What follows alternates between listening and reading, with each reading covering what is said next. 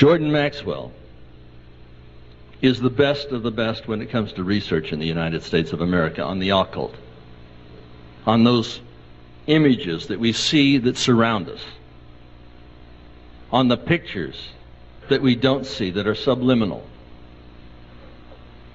Jordan Maxwell has been a researcher for, I guess, most of his life. I know that he picked up my Illuminati CFR records back in 1967, right after they were produced.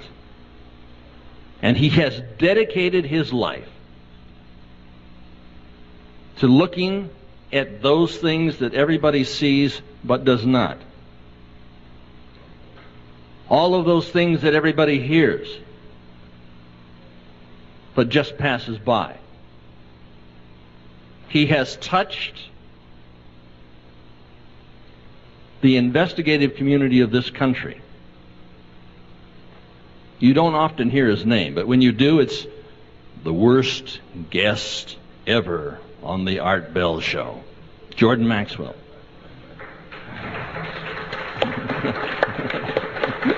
I'll drink to that. And all of those things you heard about his incident with the Girl Scouts, that's greatly over-exaggerated. Jordan's a good guy, and you're going to find that to be a fact. He has been on our record called Lucifer 2000.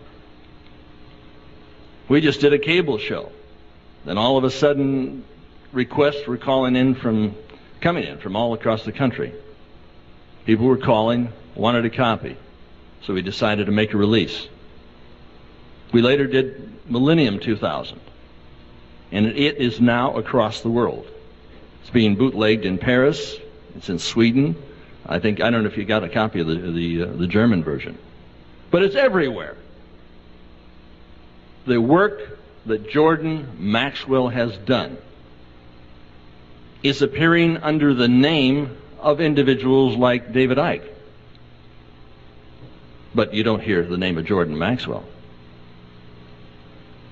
Researchers use Jordan's research. And he's got slides and pictures and stories, and he can tell you what is happening behind that screen. Because all of us, we take a look at it, and there's just a screen, there's a white screen. Sometimes there's an image on it. But he's going to talk to you tonight about what's behind that. And maybe even a little about what's behind the activities of the 9/11 incident. It wasn't Osama bin Laden. The likelihood it is Osama bin Bush. Because we are witnessing the Nazization of this nation. And Jordan understands the big picture, the total picture. And he's on our tape, saying things that no normal man would say. Yeah, he's not exactly normal. He's a strange sort of guy. But the people who come to these events have an interest beyond what they see on the alphabet networks. Jordan has it together. Simply Red just gave me a doll to come up here. He says, "Oh, bring this with you." I said, "Well, most of the American public is like the doll. It's dressed well, hearts, love, sort of a flat face." And I think H.L. Mencken once said, "One can never underestimate the intelligence of the American people. They are dumb, dangerously dumb." And I could be speaking to this doll, and she would understand more than most of the people out there. There's no question about that. We are witnessing the Nazization of this nation. This is the beginning of World War III. We are in it. And if you like, we're really in it. Not only did you step in it, I mean, she's got some documentation over there on what they plan to do medically, what they have the right to do medically, because we haven't done our job. We haven't got on the talk shows. We haven't done all that stuff. Jordan gets on the talk shows. He's over on KPFK. You say, well, that's a leftist, pro-commie, pinko, station. And it is. I used to be on it. I know. I was fired. His day is coming. So, what I'd like you to do is stand with me and welcome my friend, Jordan Maxwell.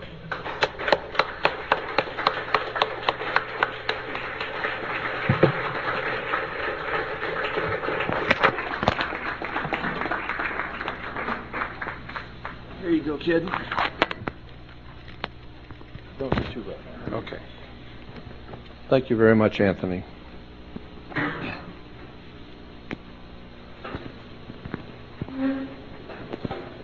Testing 1, 2, 3. Can you hear me? No. Okay. Well, we'll try it. First of all, I want to thank Wendy for inviting me to be here with you tonight.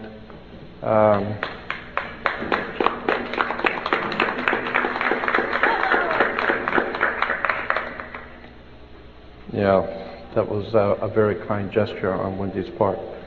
I wanted to speak here often in the past, but it wasn't to be. But Wendy is beginning a new year and a new project, and I think it's great, and I want to be a part of whatever she does.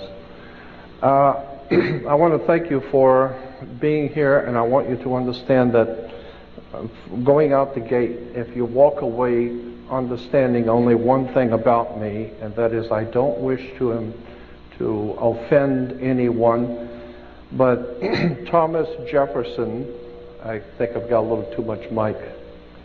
Thomas Jefferson said, "I shiver when I think that God is just. I shiver for my country when I reflect on the fact that God is just." That's a very powerful statement. Because what he meant and what he was saying is that if we understand the divine presence in the universe, that one that men call God, if we understand anything about the divine presence in the universe, we understand that God is just, meaning that he's not a respecter of persons or people or concepts or ideas. God is above all of that. The divine presence in the universe I have the highest of respect for. But I also understand that God can be very cold, very crass. You break the law, what goes around comes around. You may be a wonderful person, you may be very sincere, you may have done wonderful things, you break the law, and what goes around comes around. There's no escaping divine retribution, period, because it's impersonal. It is totally impersonal. If you jump off a building, you're going to get your comeuppance quickly. If you do something against your friend, your family, your wife, your husband, or whatever, it may take a couple of weeks for it to come back to you. It may take a month or two. But whatever it is you put out there will come back. Bet on it.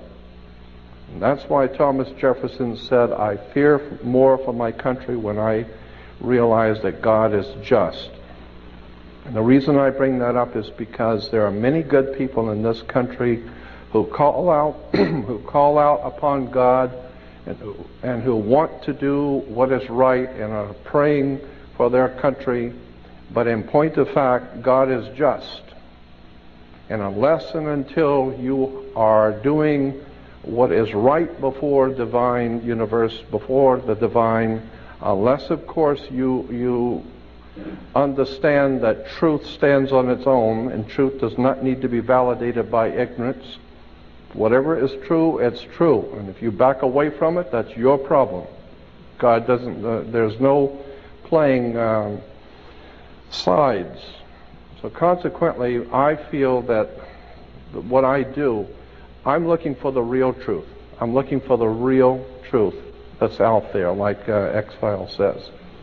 And I have come to discover that when it is that you think that you have a good understanding of something, you need to go back and do your homework because you probably don't have it yet. And every time I found that I thought I had it all nailed down, Anthony was right. I've been doing what I do almost of my life. 42 years I have been involving myself in the research of the occult and the dark side of the world. Occult simply means hidden, those things which are hidden. And I've been involved in researching and studying and living with the occult world for some 42 years. And something I have learned is that when you think you know it all, you haven't got any of it. And when you think you've got it all figured out, no, there's one higher than the high one who looks on and you don't have it yet. And that's why humility is the first thing that we need to have when we're deciding and when we're thinking about godly or spiritual things, is humility. Because as one teacher of mine once said, and I've had some very, very brilliant people in my life to help me, and this one teacher said that if you can tell an audience something about God so that the whole audience can understand it, then that will prove conclusively that you don't know anything. Because any pea-sized, ignorant, ill-informed, unread brain like yours cannot represent the divine presence in the universe. We do not know the hand of God.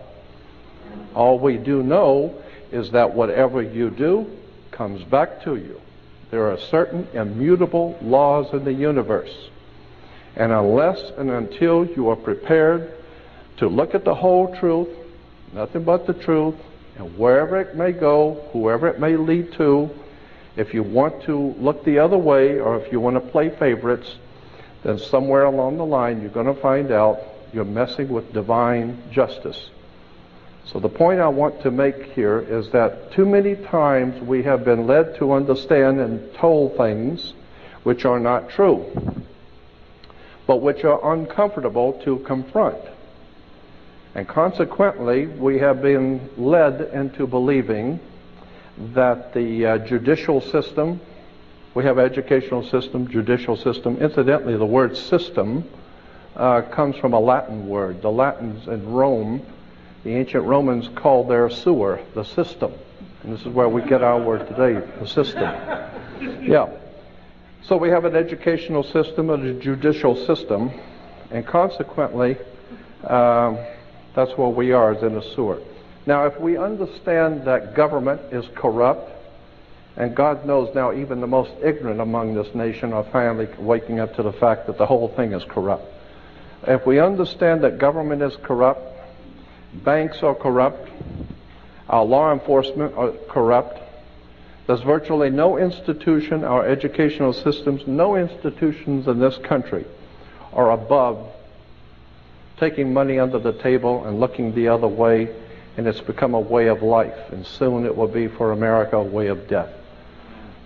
Now, once you understand that the entire system we're living under is corrupt and filled with lies and deception, and now the best thing you could do if you're a politician is just kind of keep things going, just kind of keep paying people off and hoping everything will come out all right tomorrow. And little by little by little, what goes around comes around, and we are facing a terrible time of judgment, I believe, by the divine forces in the universe, which men have called God. I don't know what God is, but I know what He isn't. One of my teachers once said, you can't make God do anything He doesn't want to, and if He's going to do something, you can't stop Him. So consequently, since you can't influence it one way or the other, you should get in tune with the divine force of the universe and go with the flow. And that's what I believe, and that's what I've been trying to do all of my life. Just go with the flow and find out where the facts lead you. Because the more you begin to investigate what we think we understand, where we came from, what we think we're doing, the more you begin to see we've been lied to. We've been lied to by every institution. What makes you think for 1 minute that the religious institution is the only one that's never been touched? You can bet your bottom dollar that the religious institutions of this world are at the bottom of the dirt. The religious institutions in this world are put there by the same people who gave you your government, your corrupt education. The Knights Templars who set up your international banking cartels in the 12th, 13th, and 14th century are the same people that gave you educational institutions, colleges. Where do we get the word college? College comes from the collegia, the Latin Roman college of cardinals. I could go on for hours just giving you examples. When you graduate, you come out with a square mortar board, a black square mortar board. What's all that about? Black square mortar boards. It has to do with the planet Saturn. Saturn, we're told that in the Old Testament that the Hebrew people, the Jewish people, were worshipers of one God. That's never been true. Not true now, and never will be true. That's just one more story that's been given to us. It's never been true. The Hebrew people were worshipers of many gods, many different divine beings. They were the most eclectic theology on the face of the earth.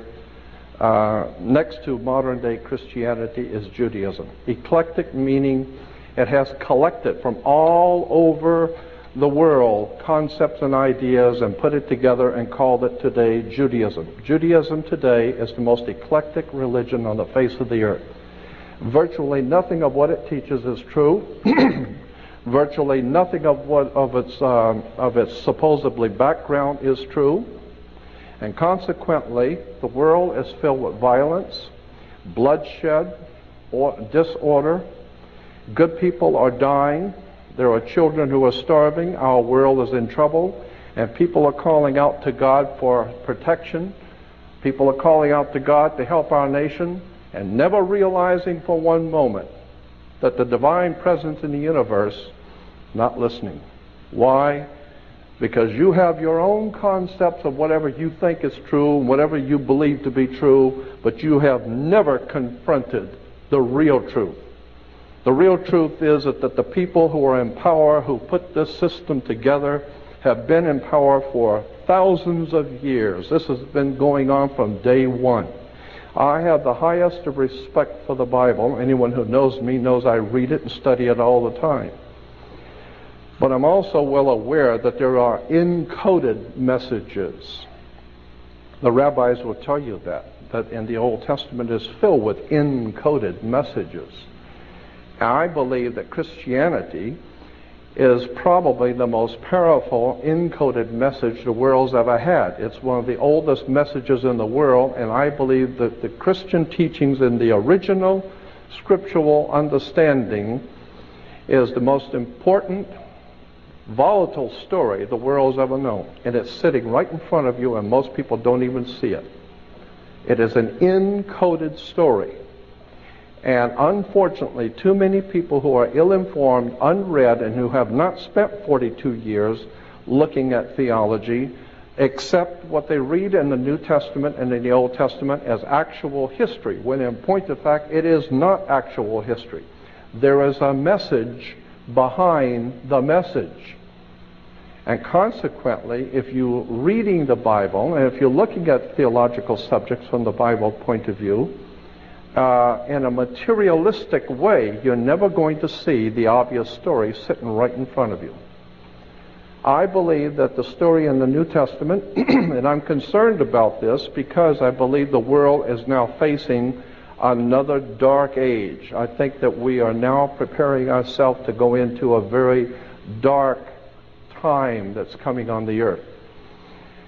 And I believe that the message that's in the New Testament is a very powerful, symbolic, metaphysical story that is not very well understood today. Let me go back to the original Hebrew religion. Because it forms the basis for Christianity, we need to look at where did any of these things come from. I'm famous for doing that. I couldn't care less who I offend. I want to know the truth. And all you got to do is go to any good library and just start reading. There are hundreds of great reference books out there that tell you where things have come from.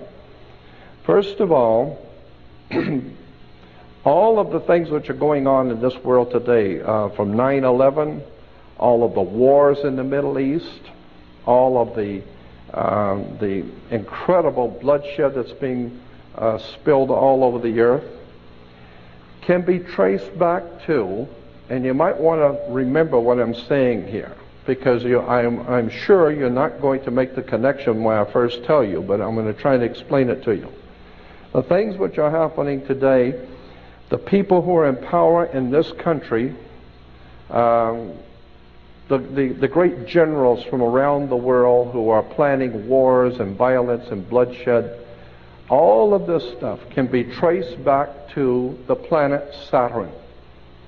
Saturn is a very, very pivotal, important concept in theology and religion. And most people have never been told any of this and have no knowledge of it at all. But the planet Saturn is very important in world affairs, in theology. In the Islamic belief, the holy city of Mecca, which is in Saudi Arabia, Mecca has a Masonic circle, and within the Masonic circle is a square, because you got to do everything on the square, remember. You have a town square, you have New York Square, you have Vatican Square, you have Red Square, you have all kinds of squares. Why? Because this is Masonic. And it goes all the way back into the ancient world, the terms and symbols. Again, the planet Saturn is called the Black Square. It's called the Dark Sun, the Black Sun. This is what the Nazis and the SS and the Gestapo wore black. That's why priests wear black. That's why judges wear black robes. Why do you think a judge wears a black robe? He wears a black robe because when you used to graduate from university, you wear a black robe.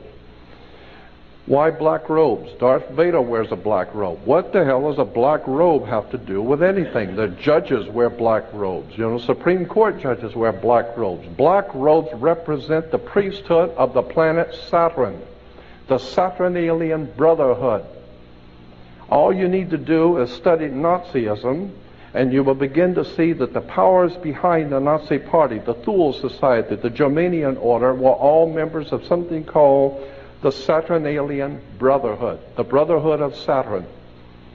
Saturn was the god of darkness, chaos, and destruction. He teaches you a lesson. He will take your life if you don't listen to him. So consequently, Saturn was very, very important in the ancient world. Thank you. Saturn's name, incidentally, in the old Phoenician ancient Canaanite religion, in the Middle East, the old Phoenician Canaanite worship of the planet Saturn was the most important god of all the ancient world, was the planet Saturn, and his symbol, long before the Hebrews were ever in Canaan, the symbol in Canaan for the planet Saturn was a six-pointed star. Today we call that star the Star of David.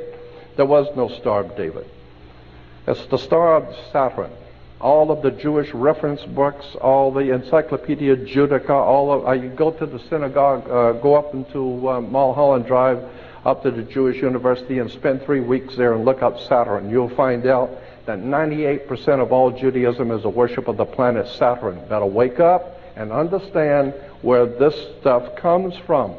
Because if there is a God in heaven, if there is a divine presence in the universe that demands righteousness and justice, then you're going to have to rethink what we believe and where we're going and what the world is all about, because for the last 2,000 years we haven't done too well.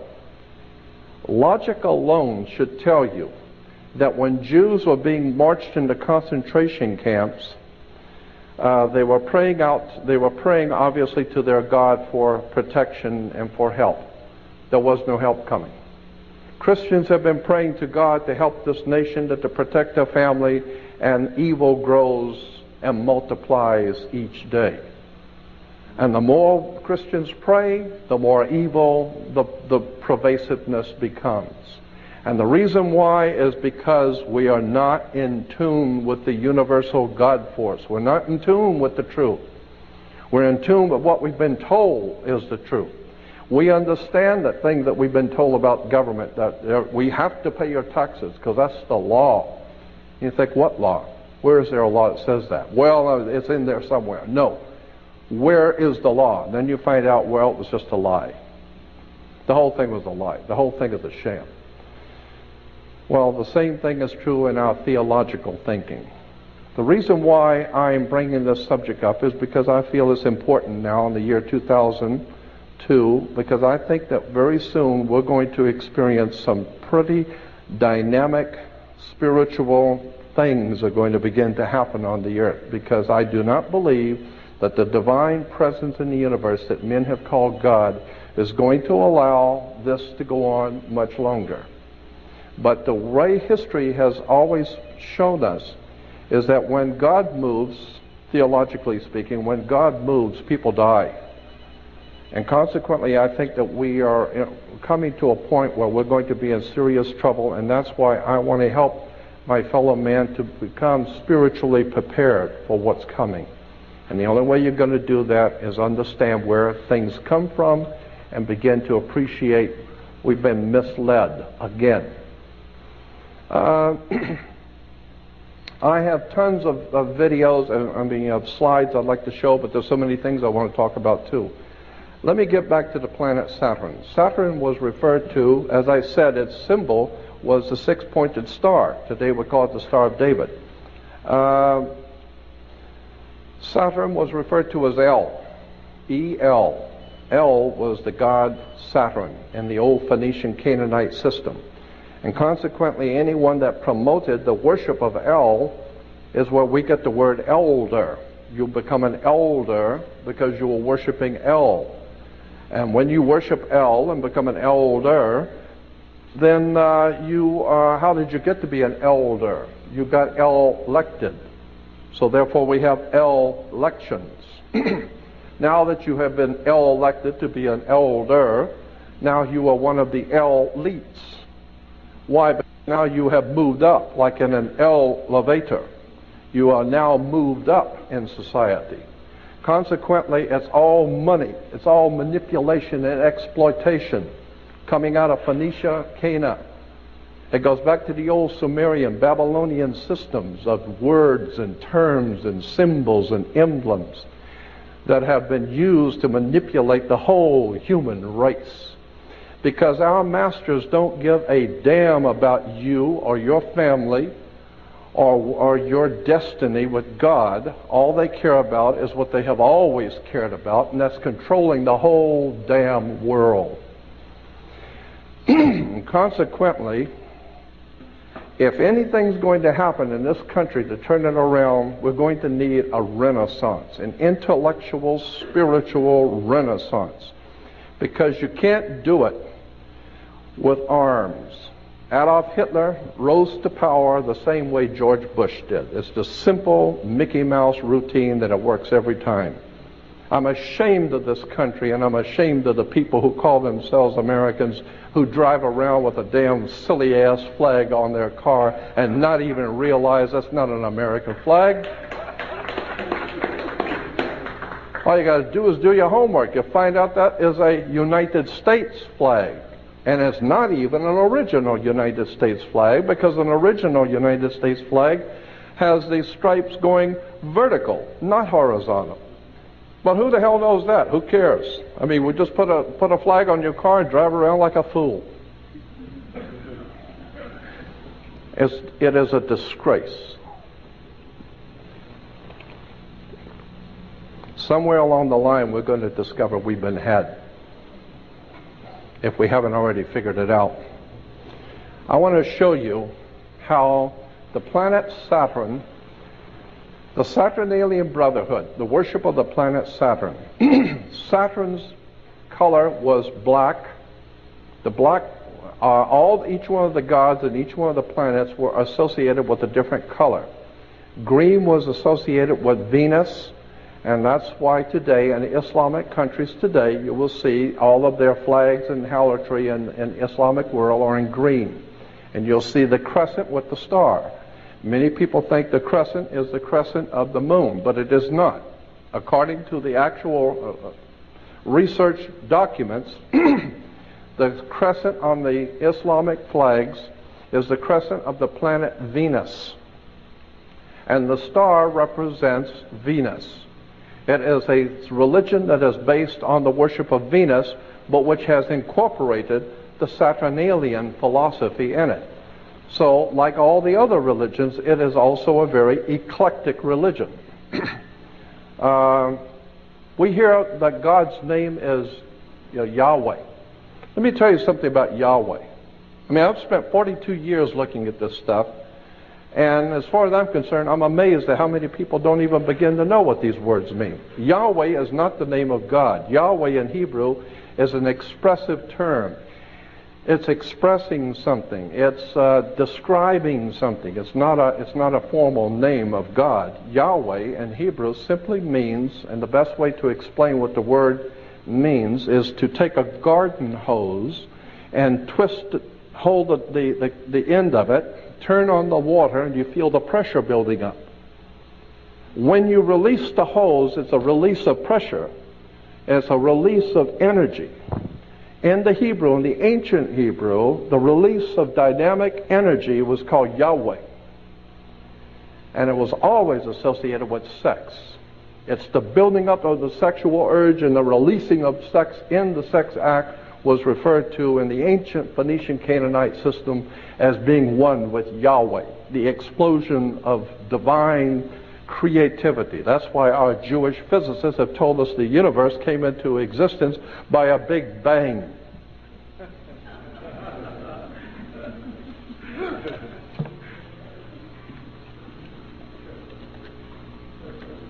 Consequently, I become very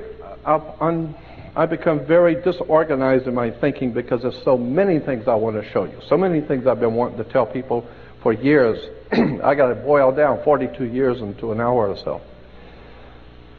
But suffice it to say that the planet Saturn is very important, and you need to remember that and do some research on it. And you will find that the Nazi Party was probably the most glorious Saturnalian brotherhood we've ever seen. Nazis were heavy into the Saturnalian system of philosophy, war, destruction.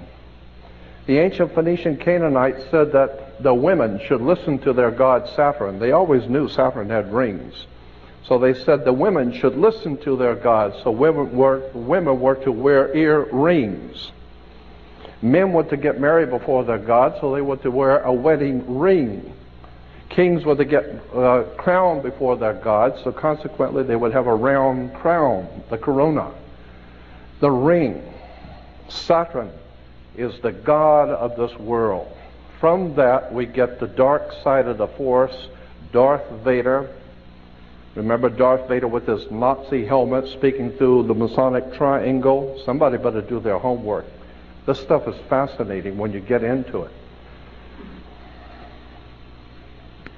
In the ancient Phoenician Canaanite system, when it finally bled into Europe thousands of years ago, it formed what we call the Celtic Druidic system. The Celtic Druidic system had its origins in the old Phoenician Canaanite system. That whole area we call today Israel and Lebanon, that was called Phoenicia, Cana.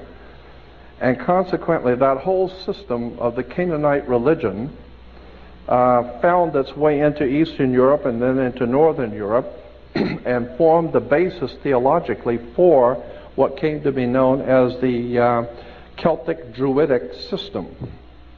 The Celtic Druidic system, one of the most important symbols, and some of you have heard me say this before, One of the most important symbols in the old Celtic Druidic system was a magic wand, like Merlin the magician with his magic wand. That's Celtic Druidic. Magic wands were always made out of holly wood. Okay? And they're still working their magic on us in Hollywood.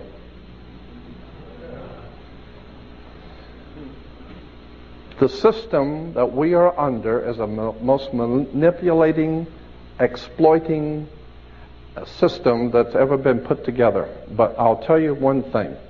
The Steven Spielbergs and the George Lucases and the Michael Eisners and all the guys that run the entertainment world, all of them, are many things, but stupid is not one of them. These guys are Class A, top of the line intellectuals. They know the name of the tune. They know exactly how to manipulate your thinking. They have something called programmed music. And you go in and most people never think when they go to a movie or watch a television show. They never think about it. Who writes scripts? Scripts are written by scriptwriters. Scriptwriters scribble scripts. And consequently, the scribbling scriptwriters were called scribes. So when Jesus denounces the Pharisees and the scribes were the people who scribbled scripts. And consequently, the religious writers of the day, those who wrote all of those glorious religious writings, were all the scribes.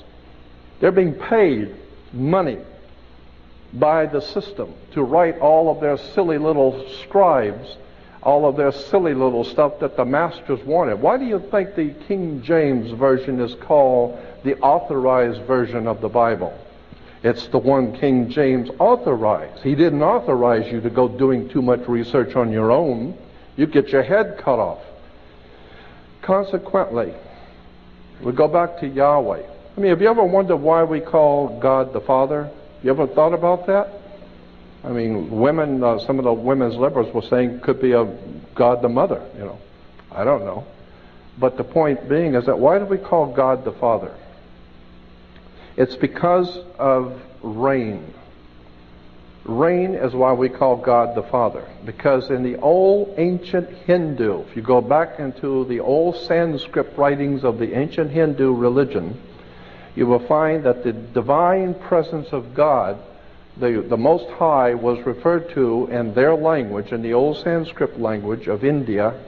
God was referred to as rain, R-A-I-N, rain. And consequently, the idea was that the earth was our mother, Mother Nature, Mother Earth. And Mother Nature gets impregnated with God's, the Father's sacred fluid that comes and falls on the earth and impregnates Mother Nature because everything grows. And so once a year, there was a celebration of Phoenicia Cana when the spring rains would come. And consequently, the Phoenician Canaanites knew that the rains were coming and it was going to bring a whole new life to the earth. So consequently, they had a celebration of spring, and it was called the marriage feast of Cana. The marriage feast of Cana. And this is in the Bible. As I said, that there are many things in the scriptures that are hidden right in front of you. And if you don't know what they mean, you don't know where they came from, you'd be surprised when you begin to look at where these stories come from. The whole idea of the marriage feast of Cana was Mother Earth, Mother Nature asked God's Son, our risen Savior, and of course the Son is your risen Savior. As a matter of fact, if it don't come up, we're dead. So consequently, the Son was our risen Savior, and so Mother Earth asked God's Son to draw water. The water is drawn by the Son, so it can grow, it can fall on the grapes, and the grapes can be made into wine, so it changes water into wine. And this goes back to the old ancient Phoenician Canaanite, and even the Jewish rabbis will tell you that. Consequently, there are symbols and ideas and concepts in government which are put there purposely to mislead you. There are symbols and ideas in all of our systems purposely to mislead you. And I'm saying that even the theological basis for what we think we're doing has also been misled. And until such time as we get it right, we're never going to have that divine protection that the universe offers you when you're doing it right. And again, what I do is not to offend anyone, but I want to show you how these things have crept into our modern day society. Our international banking cartels, which control, finance, and organize and direct all of this corruption, wars, and bloodshed, and we're all well aware of that, but most people don't know that international banking cartels go back to the Vatican. The Vatican, as far back as the 5th, 6th, and 7th century, was the power of Europe. The Vatican dominated Europe, and Europe dominated the world. Even the Uniform Commercial Code, the international banking codes of the world, are based on Vatican canon law. I mean, that's why when you walk into a courtroom, why do you have to go to court? Does anybody ever wonder why you go to court? I mean, you play basketball on a court, and you play tennis on a court. The whole idea in a court is to put the ball back in the other guy's court. That's right. It's just a game. Back and forth, they're throwing the ball back at each other, and the judge is there wearing a black robe. Black because of the planet Saturn. Saturn was the god of banking. That's why the judge sits on the bench. Look it up. Look up the word bench. You will find the word bench is a Latin word for a bank. So the judge rules for the bank. He don't care who's going to win or lose. Somebody's going to pay. And he's going to get paid. What does he care? Okay? So consequently, the judge rules for the bank. He sits on the bench. The whole idea is you're in court to play ball back on the court. How do you play tennis on a court? You play with a racket. Why? Because the whole thing is a racket. They're using terms and symbols and emblems. And they're playing on you. You know, a lot of people think, well, these are just play on words. Don't bet on it. We have something called the California criminal justice system. Criminal justice? Not American justice system. Not the people's justice system. It is the California criminal justice system. You think that's by chance? Think about it. You think that the government makes mistakes? The only mistake is that you're thinking that they're making mistakes. These guys know what they're doing. When they say criminal justice, they know what they're talking about. The criminals are in charge of the justice. That's why it's a criminal justice system. Okay? The mafia runs this town. I personally know that. Los Angeles is run by the mob.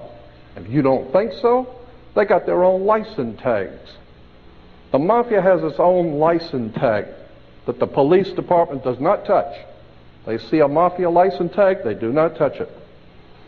I'm not going to get into that. But I can tell you that the mafia and the mob runs this country. And the Catholic Church is behind the mob. Period. My mother had an uncle when I was growing up as a child. I only remember him faintly because I was very little, who worked in the Vatican, Secretary of State's office. He was not clergy, he was civilian. And I grew up in my hometown having two uncles who were federal judges. My great-grandfather was a senator from the state of Florida, a very powerful man, and he died in office because they couldn't get rid of him. Why? Because he was mobbed, and everybody knew it. My Uncle Joe Valenzino used to come over every now and then with his big cigar and sit, and my father used to tell me, don't you ever, ever ask Uncle Joe what he does for a living. Ever. You just take whatever little presents and be cool and sit down, and if you open your mouth, I'll knock your teeth out. Okay? So I understood. There was a system in operation. My mother, my beloved mother, my father, my family, all of my family, including myself, were born and raised Catholic. So I'm not talking about the Catholic people. I'm not talking about the black people. I'm not talking about the Jewish people. I'm not talking about people. I'm talking about political organizations. We're talking about institutions that are financed all over the world. Huge, powerful financial empires. That's what I'm talking about, not the people.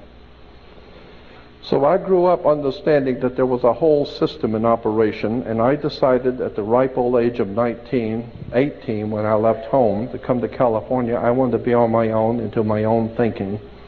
And I started out immediately collecting and reading books on Nazism, the communist movement, the philosophies, all the different occult sciences.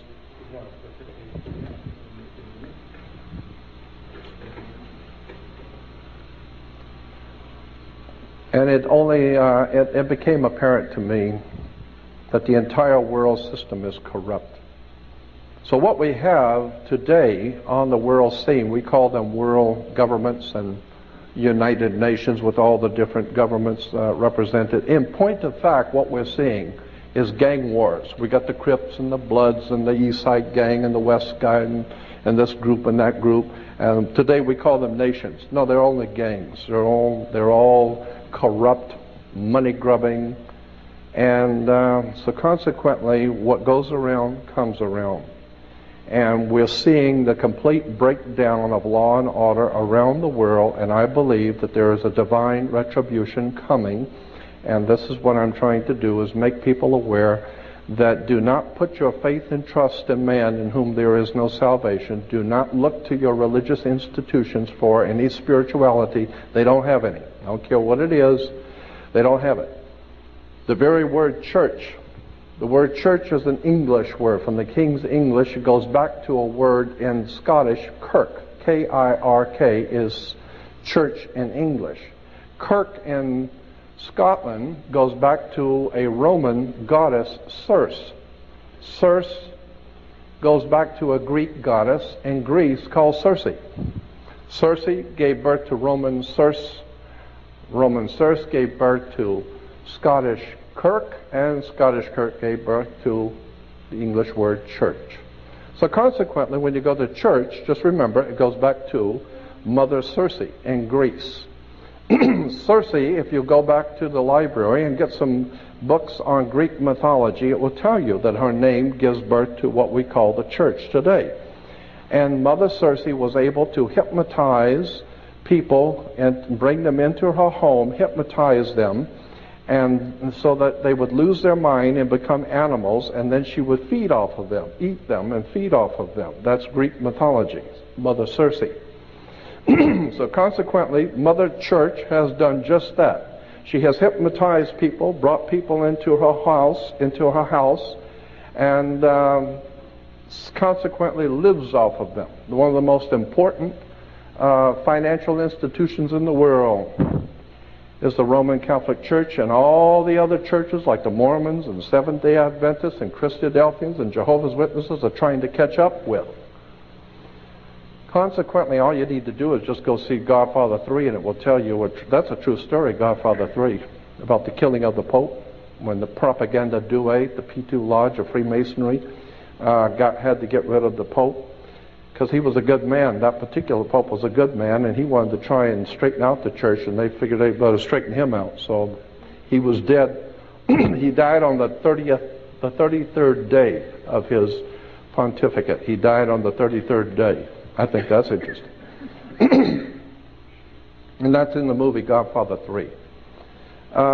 Consequently, I don't know if you know this or not, but at the end of the Second World War, to show you another facet of the church's work, during the Second World War in 1945, actually early 45, when the German and the Nazis began to see that they were losing the war, and it became evident that the Nazis were going to lose, the powers that be in this world wanted to get the top Nazis out of Germany before the Russians or the other Allied forces came through and would kill them.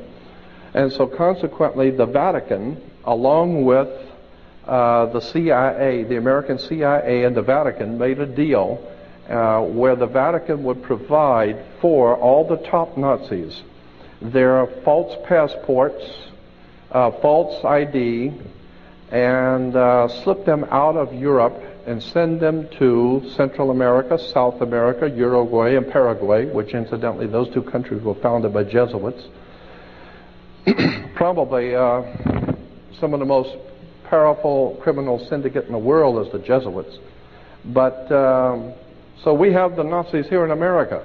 You know, we went to the moon supposedly with good old American ingenuity, like Dr. Werner von Braun and all those other Nazi fascist murderers that came here who are making money off of this people. And I just amazed when I watch the space shuttle taking off and you see all the Americans standing out there in Florida watching the space shuttle take off and everyone's applauding. I think, what are you applauding for? You ain't going anywhere. The hell you applauding for? If they're going somewhere, you're not going, that's for sure. You can pay for it, but you ain't going. You ever thought about how much pollution, I mean poisonous, toxic pollution that pours out of the back end of a Saturn booster, how much poison is poured out of that into our atmosphere every time they shoot one of those things? Most people don't think about that. Consequently, I believe that it's a time that the idea, this time has come to look at the real foundations of our system of thinking in this world, because if you're going to call out to God, you better get it straight. Because there are too many times in the scriptures, and I again have to re-emphasize my appreciation for the divine principles in the scriptures. I believe that there is a profound story, especially in the New Testament. I think that the New Testament is a redemption story. But most people have no idea in the world what redemption means. Well, as a classic example, how many Christians understand what Christ means? I mean, you can't talk, I hear Christians talking all the time about Antichrist, and they haven't got the faintest idea what Christ means. How many people know what the word Christ means and where it comes from? I mean, how many Jews talk about the Holocaust and haven't got the faintest idea in the world what a Holocaust is?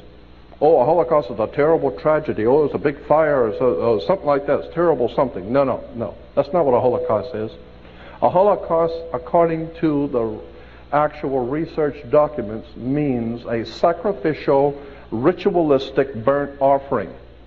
When Abel and Cain and Abel in the Bible offered up a sacrifice to God, the word in the Hebrew Bible is they offered up their holocaust to God. So a holocaust is a ritualistic, sacrificial, burnt offering. Get it right. Why did the Jewish leaders in this country and around the world use the term Holocaust? Very interesting. I think that they are not telling us the whole story. Consequently, as I said, how many Christians use the word Antichrist and don't even know what the word Christ means? Christ comes from Christos. Christos in Greek means oil. That's why you have Pillsbury cooking oil called Crisco. Crisco is Christo. Christo is Christ. So Jesus Christ is Jesus the oil. I mean, that's what it means. Jesus oil. Okay? You say, well, Jesus, why? Well, because Jesus was the anointed. When you always become anointed with oil. The kings in Israel were always anointed with holy oil, so they became anointed. You know what the word anointed means in Hebrew? I don't want to get into that right now. Basically, anointing comes from the word sex.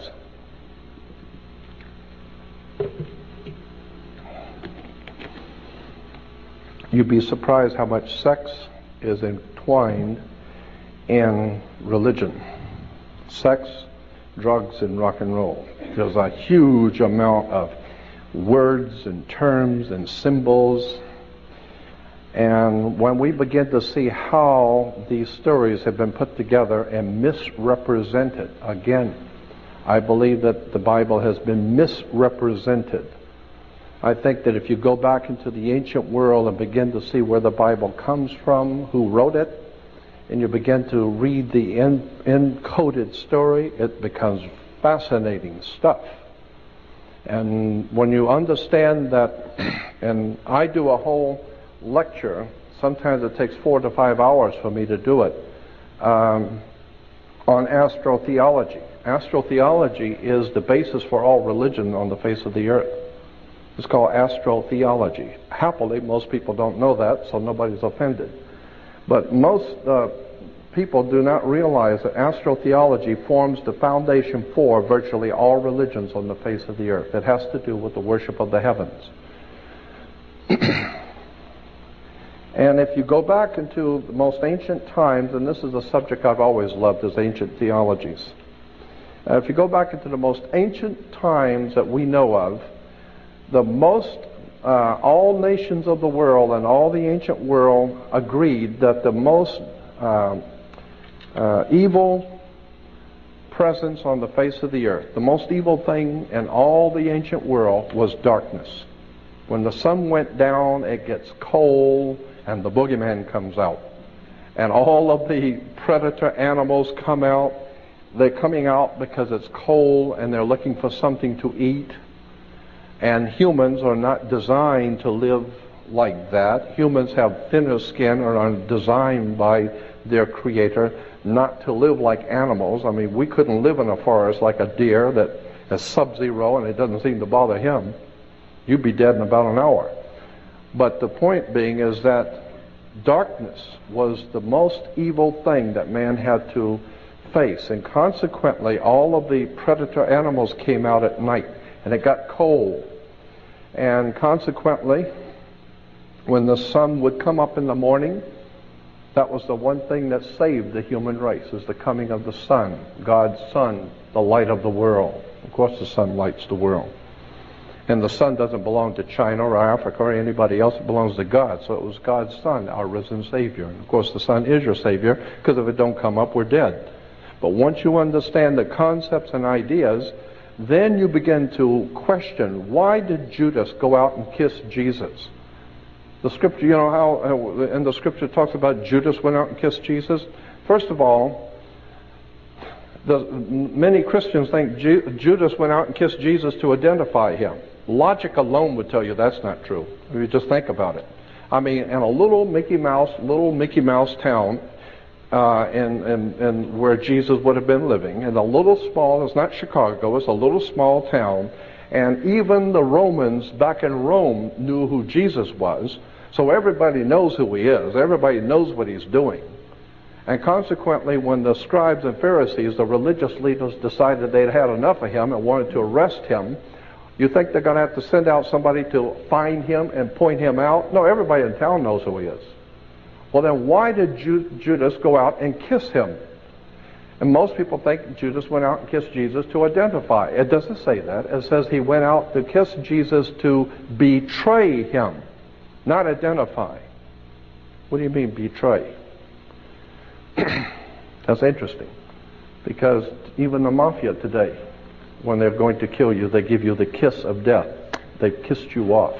Why? Because in the old ancient world, when a scorpion bites you, the scorpions in the Middle East have two stingers, one on top of the other.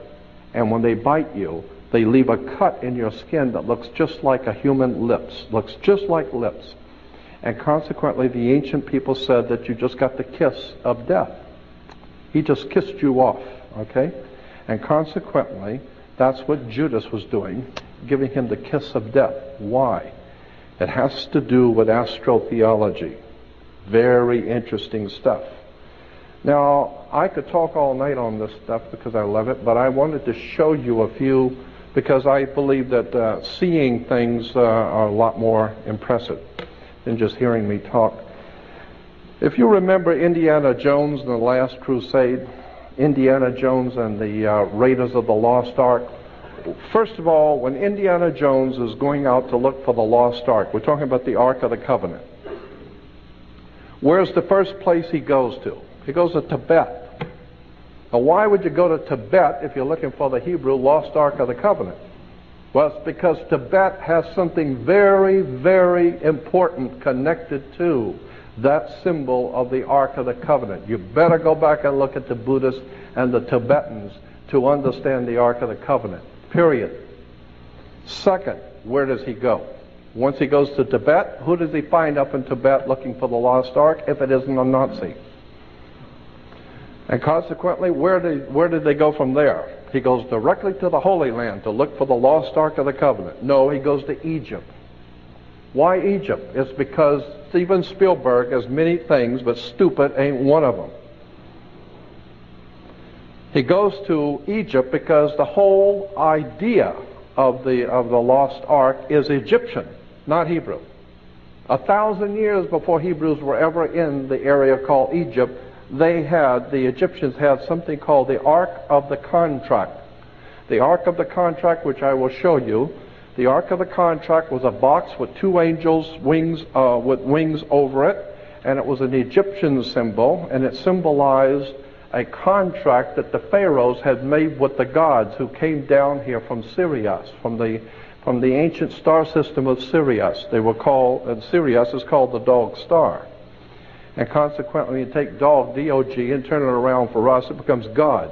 G-O-D is dog spelled backwards. It goes back to Sirius, the dog star. It goes back to Anubis in the Egyptian. So that the Ark of the Contract became known as the Ark of the Covenant. No, it's the Ark of the Contract, and it was 1,000 years before Hebrews ever had it. Consequently, when you understand our symbolism in theology and religion, you come to find out that we have been sold a bill of goods on so much.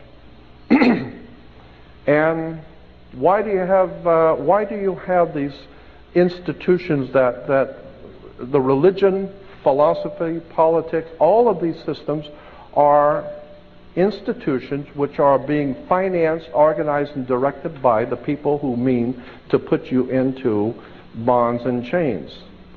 God has created all of the animals to be free. He created everything. God who has created all things. Freedom is the one thing that you see everywhere, except for man. And consequently, the real freedom in man is up here. Consequently, the old Hiram Mann, one of the first governors of the state of California, Hiram Mann said, I think it was Hiram Mann that said, when no man is safe, when freedom fails, the best men rot in filthy jails, while those who cried, appease, appease, are hung by those they tried to please. Meaning that there can never be a common cause with darkness. There's no place for light dealing with darkness. You have to know the truth and seek the truth, and the truth will set you free. That's an old adage, but it's true. The more you educate yourself, the more you understand where things come from, the more obvious things become, and you begin to see lies everywhere. And now you're in tune with God, and now you can begin to see where things have come from and where they're going. Let me show you a few slides, because I got tons of them, and you don't have to put that in right now. No, I just got that just in case something were to happen. Okay. So let's assume that it's not going to. Never assume anything. Yeah, I know that. The last time I did, I was wrong. Okay, look, let me just give you some examples of the kind of thing I'm talking about, that things that we see every day and we don't realize where they've come from.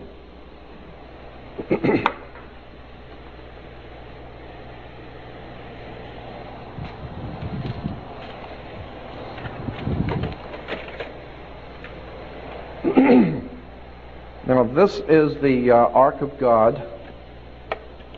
You'll see this is the New York State seal. In New York, the State of New York seal, you will see in the middle is the lost Ark of the Covenant. Here it is, the Ark of the Covenant. You remember this from Indiana Jones and the Raiders of the Lost Ark? And here it is again.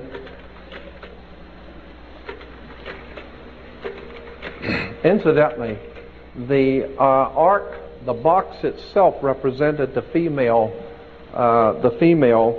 the ability to give life.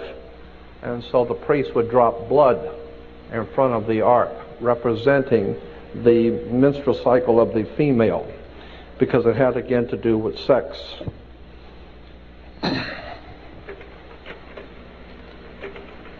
So we see bringing the Ark of the Covenant, okay? Now, from Smith's Bible Dictionary, we're given to understand that the box with the handles and the angel's wings, etc. Smith's Bible Dictionary. In Smith's Bible Dictionary, you look up the word ark. Thought I had a larger. Anyway, the word was adopted from the Egyptian. There's an Egyptian ark. It goes on to say that the ark was a ark of the contract in Egypt, which was copied later by the Hebrews and called the Ark of the Covenant. Here's a dictionary of the Bible, another one. And there again, you look up the word ark and it will tell you it was an Egyptian ark. The Egyptians had and came up with the idea of a sacred ark. There is the ark that was found in King Tutankhamun's tomb when they found the tomb of King Tut. And there is King Tutankhamun's ark that was found in his tomb. Here it is again. You will see the Egyptians carrying the ark. Again, you will see at the top left, they're carrying the Holy Ark. This is the Egyptian, not Hebrew. This is 1,000 years before Hebrews were ever even near Egypt. They had the lost ark. Now, here's an interesting, well, wait a minute. I'm getting ahead of myself because I want to jump around a little bit. On that first one, I'm not going to go through all of these. I want to jump around a little bit. I just wanted to show you that to give you an example of the ark. Now, the next one. The next one is Solomon's temple. We're told about King Solomon's temple. Incidentally, there was no King Solomon. So don't look for King Solomon in history because there was no King Solomon. That's the word Sol-Om-On. S-O-L is the sun in Latin. In Latin, the word sun is S-O-L, Sol. And in the Hindu priest of the sun, they call the sun Om. Remember the priest of Om? They chant Om. And On is the city of the sun. The Greeks call it Heliopolis. It's called Heliopolis to this day. But the Egyptians, Heliopolis. Heliopolis means the city of the sun. The city of the sun, Heliopolis in Greek, was originally called in the Egyptian On. Look it up in any dictionary, O-N. That's why when you walk into a room, you flip a switch on. Because On was the city of the sun in Egypt. So the three words for the sun in the three esoteric languages of the world is Sol, Om, and On. Solomon. And Sol-Om-On's temple, you will see the Temple of Solomon. The word here used for the, well, that's, all right. This is the word used for any oily substance in the Old Testament in the Hebrew is shemen or semen.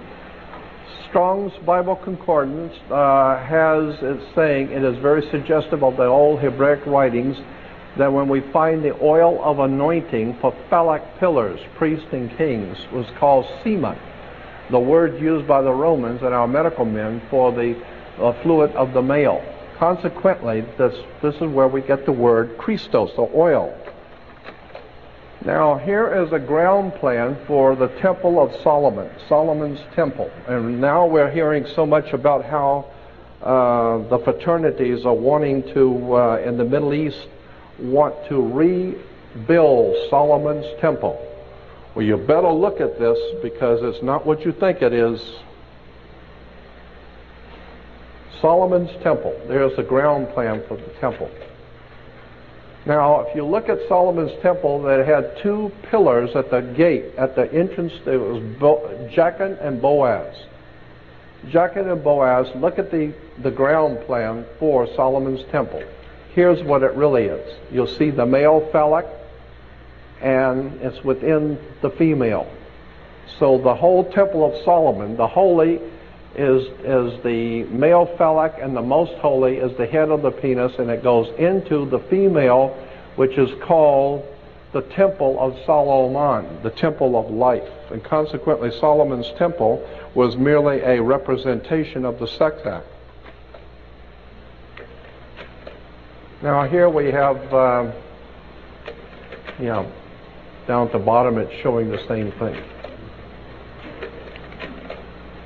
So this is why you will find on churches a big phallic. So when you drive by churches, you see these things, they're called colonnades. Colonnade. Incidentally, that's why Colin Powell, ABC News, about a year ago, said, it was interesting, they said Colin Powell, his actual real name was Collins Powell. Collins Powell. But all the politicians around Washington, D.C. thought he was so full of it, they called him Colin Powell.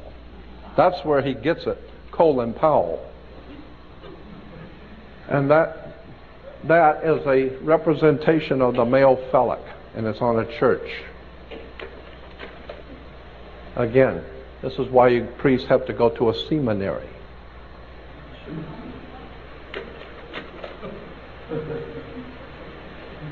Here it is again. Here's another temple. You can tell the layout of the temple.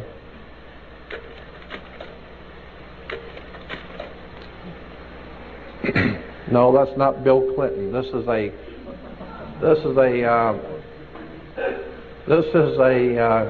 Egyptian god named Min, M-I-N. And you'll see the Egyptians climbing the pole. It's called the ceremony of climbing the pole of Min. The pole, of course, is the representation of the male phallic. One of the most important is that of the maypole. This relic of pagan tree worship originally represented the cosmic axis and the phallic power of the sky god. Here dancing around the maypole and have no idea in the world that women are dancing around the male phallic. And I think, and then Christians once a year in September have something called See You at the Pole, and have no idea in the world that it's the same old idea of see you at the pole, dancing around the male phallic. These are called scepters of power. These are symbols of male power. Yeah, that's what it means. So when you see these symbols in their hands, it represents the dominance of the world by the male sexual principle. Okay?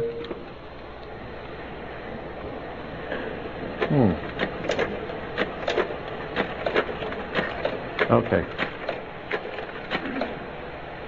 Even the playing cards like the Jack has, that's why it's called a Jack. It goes back to the Bible, jacking the pole. And here's something we call the pillar of life. You'll see these two pillars. There are always two pillars representing the male phallic. In the old ancient Phoenician Canaanite system, there are always two phallic. You'll see them there. There we have the sacred stone phallic pillars. Always you will see these were penis head gods in Assyria.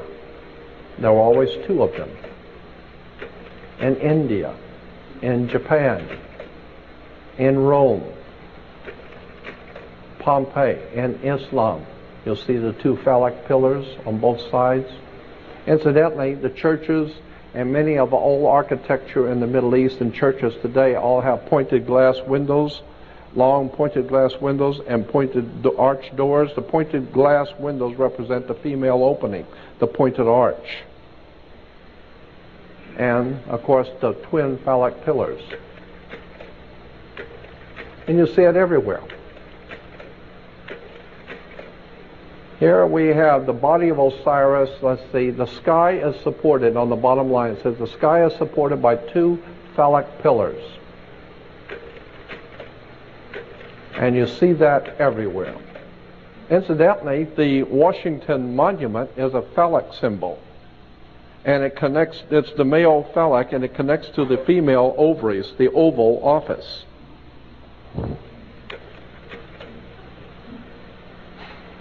The Egyptian idea, the Egyptian convention of twin phallic pillars at the temple gate was copied by the temple at Jerusalem, where the right pillar was named Jachin, God makes him firm, and the left pillar was named Boaz, eagerness and strength. What are we talking about? Jachin makes him firm, and eagerness and strength? That's in the Bible, 1 Kings. Temple of Solomon represented sex, period.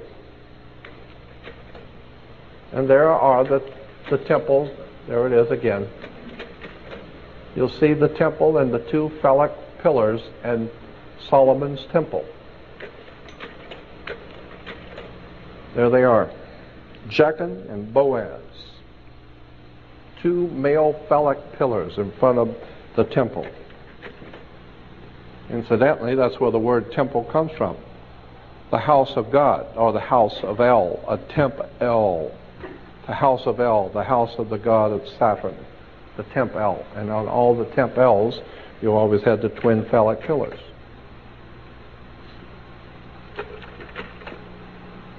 There it is in downtown, on Wilshire in downtown Los Angeles, the synagogue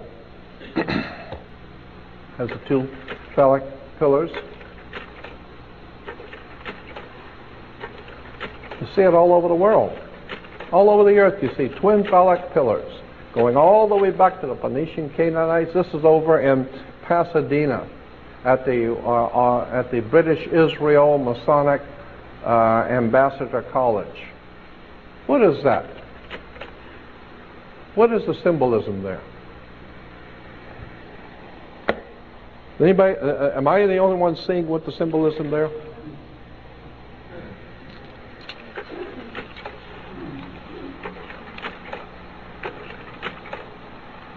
There's the king with this phallic symbol on both sides of the... Now, pipes were also, the musical instruments, both flute and reed pipes, had a place in primitive fertility rites owing to this phallic appearance. And the second line goes on to say, singles and double pipes, among other instruments, are depicted in the Mesopotamian art from the 3rd century millennium. And then it was also adopted into Christian theology. So pipes were, where does it show that it was a phallic? Yeah, the third line down on the pipe. As a symbol of male sexuality, it occurs in Greco-Roman and Renaissance art. And so the pipes, and this is why we have something called a male organ, the male organ, the twin pipes. So when you see the Mormon church with the male organ, just remember that's what it all means. That's where it came from. The twin phallic pipes. Now,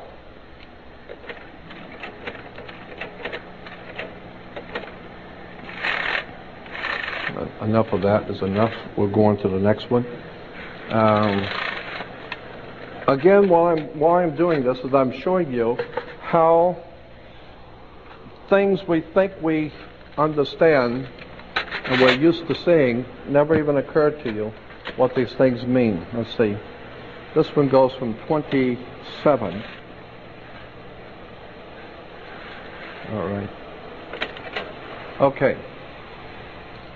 As far back as the ancient petroglyphs with the sun symbol, this is from the Bronze Age. This goes back thousands of years. You will see carved on stones in Russia and all over Europe as an interesting symbol.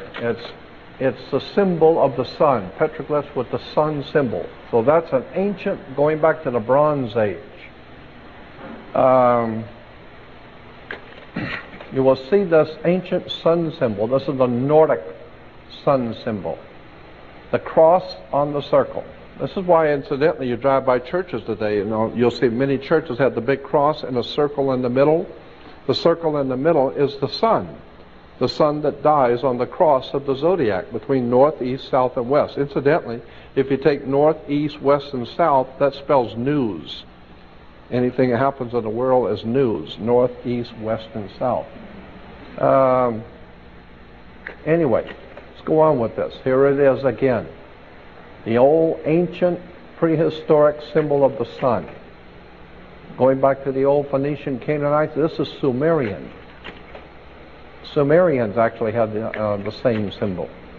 The Buddhists and the Hindus in India have the symbol.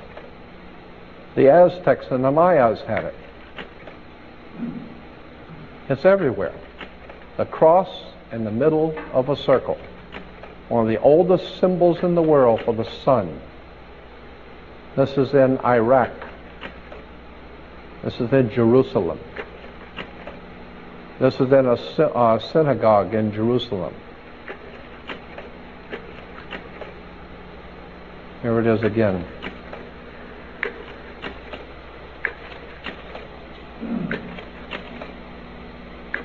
Always is the cross in the circle.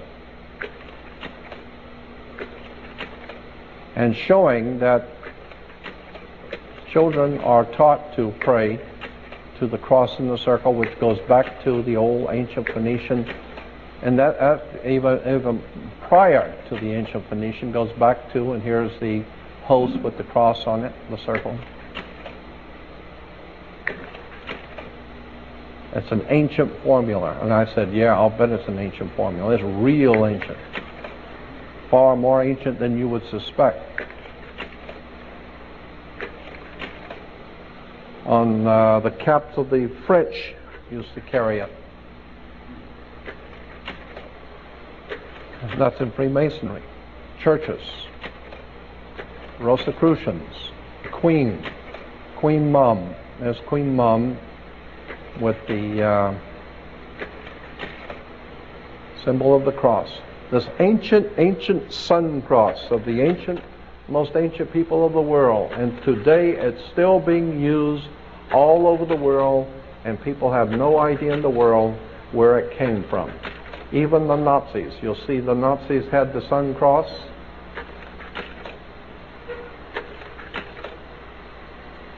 Nazis with their sun cross.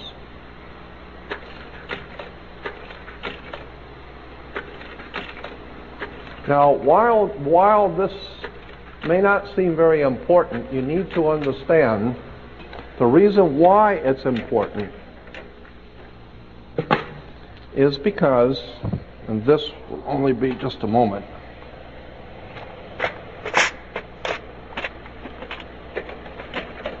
even the Pope wears the sun cross. There it is again at the Vatican. You need to ask yourself, how come the old ancient petroglyph from thousands and thousands, probably anywhere from 10 to 15,000 years ago, the old prehistoric world marked the symbol of the sun as a... It's the same way that it is now at the Vatican. Is there a message here or what?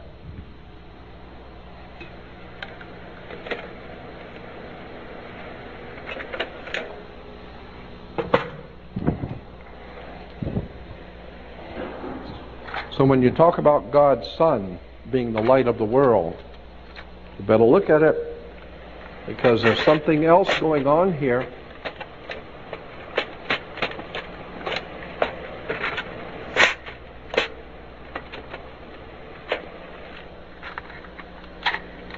Oh, I'm sorry.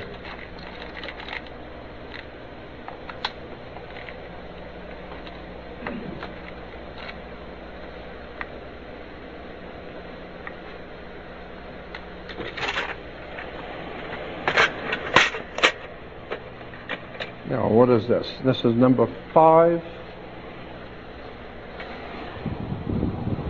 Yeah, this is number 5. Okay. Okay, yes. Now, we're talking about the law before, and Moses is the lawgiver. Actually, the word Moses is a Egyptian word, and in the ancient Egyptian language, the word Moses meant the son of. Like in Hebrew today, Ben, B-E-N, means in Hebrew the son of. So like Judah ben-Hur, Judah was the son of, his father's last name was Hur, H-U-R, Judah ben-Hur, or Ben, B-E-N means the son of. Incidentally, if you look up in the Hebrew Encyclopedia, look up the word Hur, because I did that for Judah ben-Hur. H-U-R is a Hebrew spelling of Horus, The sun god Horus was called in Hebrew Hur, H-U-R. So when the sun came up in the morning, Horus was our newborn son, and he took 12 steps across heaven. They were called Horuses, H-O-U-R-S, Horus. And he took 12 steps. That's why we get a 12-step program for alcoholics, a 12-step program when you go to school. You start in the first grade and you end up in the 12th grade. It's a 12-step program because the ancient Egyptians said that the sun, whose name was Horus, when he was risen in the morning with our risen Savior, he walked across the sky in 12 steps, and each one was a different Horus. The first was Horus of the first step, Horus of the second step, Horus of the third step, and going down the line, Horus of the 12th step. So there were 12 different Horuses. And consequently, we took the word Horus, H-O-R-U-S, and turned it around and make it H-O-U-R-S. So it's 12 hours. No, 12 hours is just chained in the U and the R and Horus. So the 12 Horuses are the 12 steps in heaven, which are the 12 hours of day. And consequently, the sun brought light into the world, and in Latin, the sun, or light in Latin, is Lucius. Lucius, Lucifer, Luce, Lux, Lucius, all mean in Latin light. This is why you have Luke Skywalker. Luke Skywalker is Lucius walking across the sky, and he's doing battle with the Prince of Darkness, whose name in the Egyptian was Set, S-E-T, because they noticed it got dark at sunset.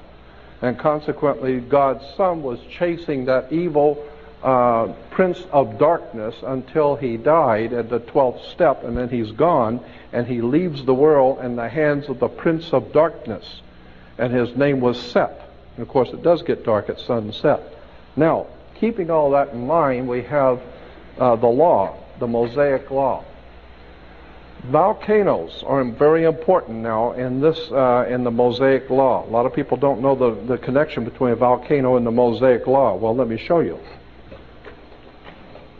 Volcanoes, like any other impressive and fearful aspect of nature, volcanoes have been the object of worship for human beings in the earliest Stone Age.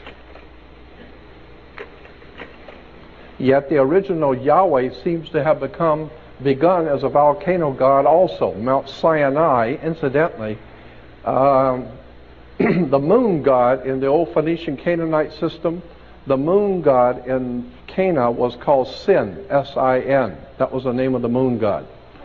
And in the ancient Phoenician Canaanite language, which we today call Hebrew, Hebrew is actually the Phoenician Canaanite language. The word for a mountain is Ai.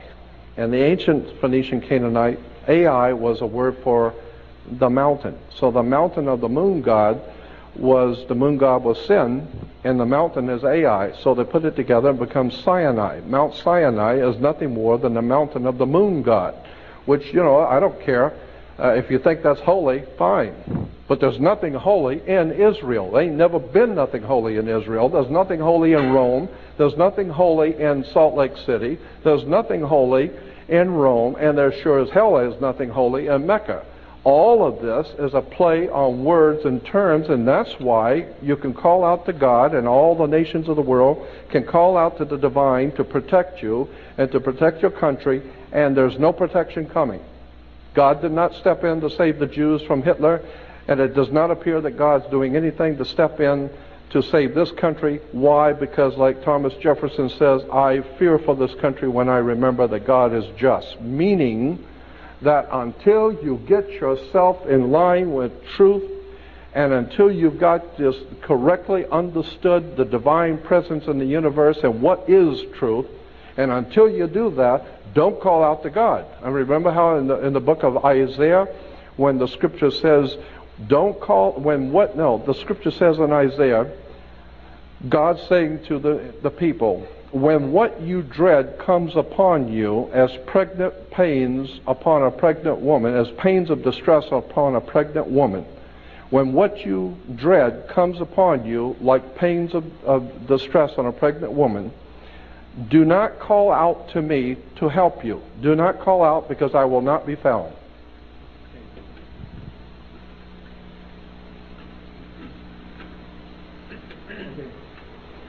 Quite simply meaning, until you get your theology and your life in tune with the divine universe and that divine universal God force in the universe, until you start getting yourself in tune with the real truth of who God is and who created this universe and how it all came into being, until you're ready to do that, don't call out to God for anything. Because God is going to do whatever He's going to do, but just make sure you don't get in the way, thinking that you're doing something wonderful, and come to find out, no, you're part of the problem. You haven't done your homework. And that's what I've been telling people for years. I'm not trying to criticize anybody. I'm telling you, do your homework. Because I am totally convinced that there is a very powerful divine presence in the universe that I myself refer to as God. I don't know what God is, but I know what He isn't.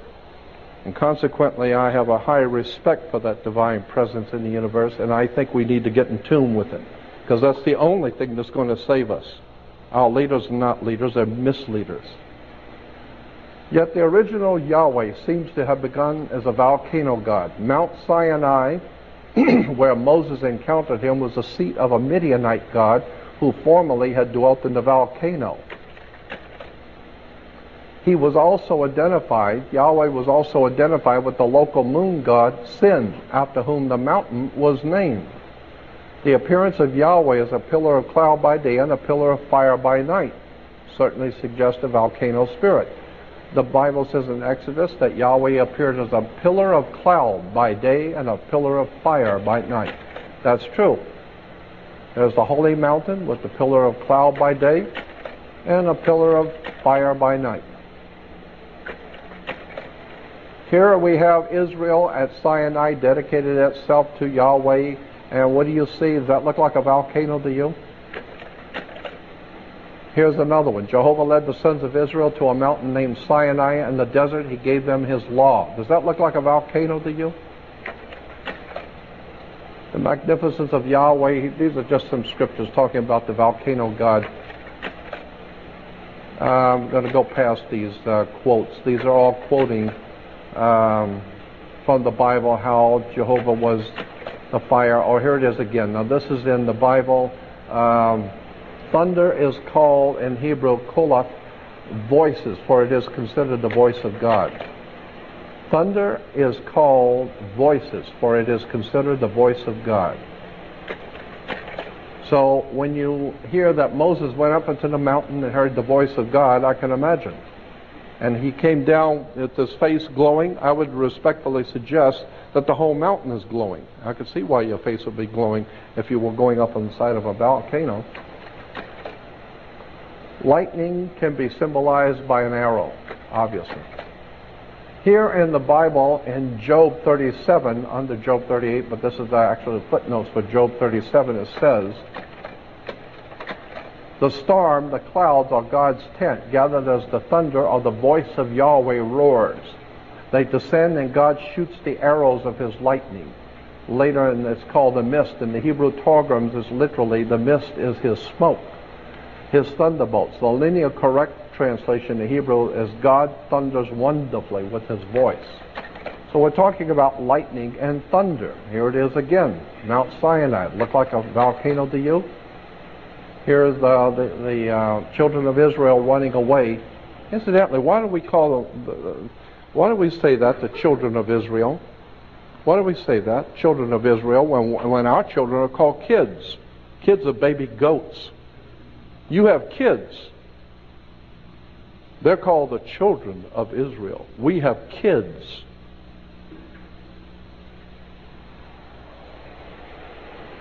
Mount Sinai, does that look like a volcano to you? Here is Moses. Incidentally, Moses takes the law and he throws it down and breaks it. He was the first lawbreaker. So you don't want to be breaking the law. Does that look like a volcano to you? There's one Hebrew telling another one, that's a volcano, airhead. See it?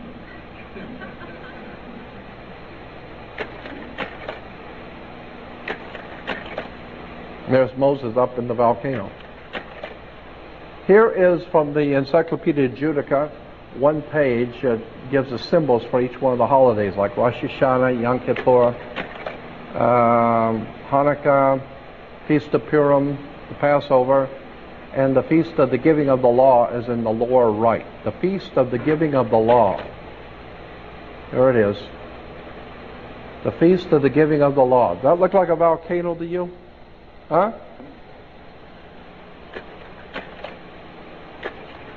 Now, here's part 2, and if you know where I'm going with this, don't comment. Let me go there. Because a lot of you will jump ahead and know where I'm going with this. The word volcano comes from the Latin volcano god Vulcan, or Vulcanus, derived from the old Cretan deity Vulcanus. Very important. The word volcano comes from the Latin volcano god Vulcan. Here is Vulcan, the volcano god, with his lightning bolts. Now, part 2. In the Hebrew tradition, you have something called the benediction. Now, the Pope, when he blesses, makes a sign of the cross. But in the Hebrew, the rabbis bless the congregation, which is called the benediction symbol. And so the benediction has been used, the benediction or the blessing. Here, the Pentateuch scroll crown with the hands raised in a priestly blessing. Here in downtown Los Angeles, you will see the Hebrew priest giving the priestly blessing. This is called, and here, indeed the Lord is high, and yet he looks upon the lowly, and you will see the priestly blessing. Again, the black robe for the planet Saturn and Yahweh connected to the volcano god Vulcan. This is why Mr. Spock is a Vulcan. The rabbi and Mr. Spock. It's all Jewish religion, Hollywood, sex, drugs, and rock and roll. And the Gentiles just love it. Can't get enough of Hollywood. Can't get enough of it. And that's why God has withheld his protection from our nation. This is why our country is now in the darkest period as has ever been, because we have given ourselves over to ignorance, stupidity, ill-informed religious philosophies, and have not come before God with a trite heart and wanting to know the full truth. Here we're told about the manna from heaven. I don't know if you've ever remember, Moses was leading the children of Israel to pick manna from heaven. They would find manna from heaven on the ground each morning, the scripture says. Here they are picking up the manna from heaven on the ground each morning. Here in Exodus 16:14, it says, "And when the dew that lay on the ground was gone up, behold, the face of the wilderness, there lay a small round thing, as small as hoarfrost on the ground." So now we know. And the next one in 15 says, "And when the children of Israel saw it, they said to each other, to one another, it is manna, for they did not know what it was." In Hebrew, manna simply means, what is it? I mean, they tried this stuff and said, God, what is this stuff? You know? So what is it? They don't know. Well, what is it in Hebrew is manna. So they call it manna. Well, what is manna? The manna from heaven was a small round thing. And it says when the dew that was on the ground, of course, when the sun comes up, it evaporates, and behold, upon the face of the wilderness there lay a small round thing. Manna, meaning Hebrew, what is it? And it had 7 characteristics from the old ancient world. Small, round, wafer-like, sweet, could be hard, can be melted, and it was obviously from heaven. Because when you ate the manna, you could talk to God. Well, now we found out manna was a small round thing, mushrooms. And here are the priest of Israel. Here's the Hebrew priest of Israel wearing a mushroom on his head. The mushroom headdress. I've often wondered, see, because the mushrooms were a hallucinogenic drug. And I've often wondered, is that why they call the priest high priest?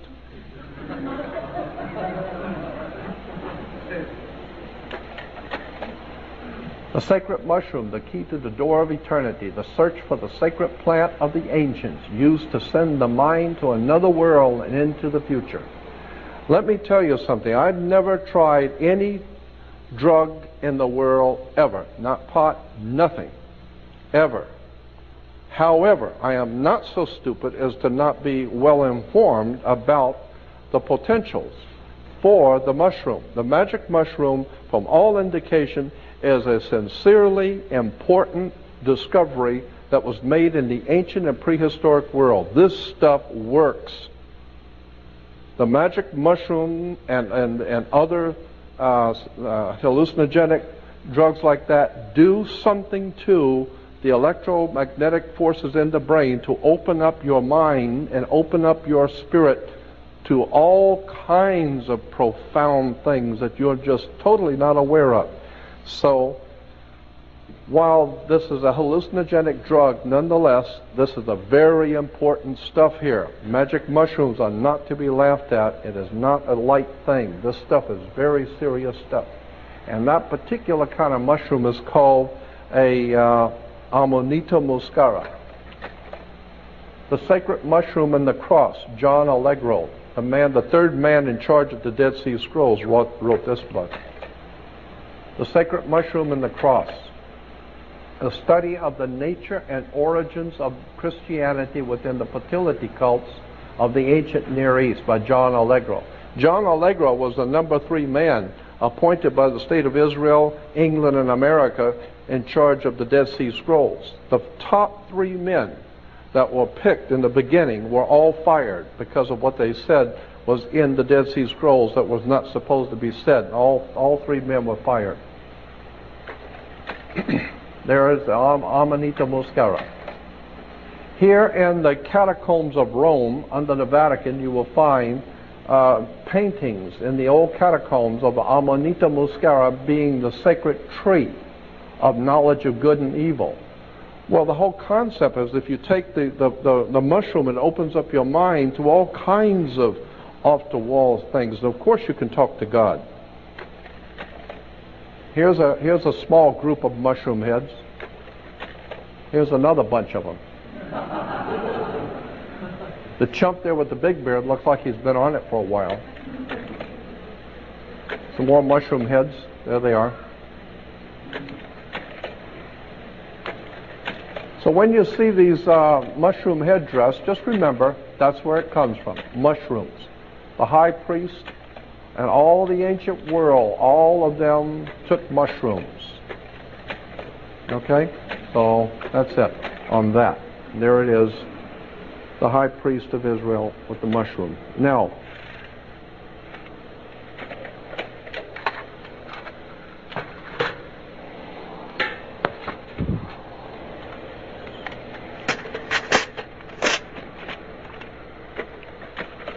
okay. Here you will see the headdress. The Pope's headdress is called the Pope's mitre. The word mitre comes from the word, in the Catholic Encyclopedia, the word mitre for the Pope's headdress. Mitre comes from the word Mithra, because Mithra was the god of Rome before the Vatican became the Vatican. Mithraism was the worship that was going on in the Roman Empire.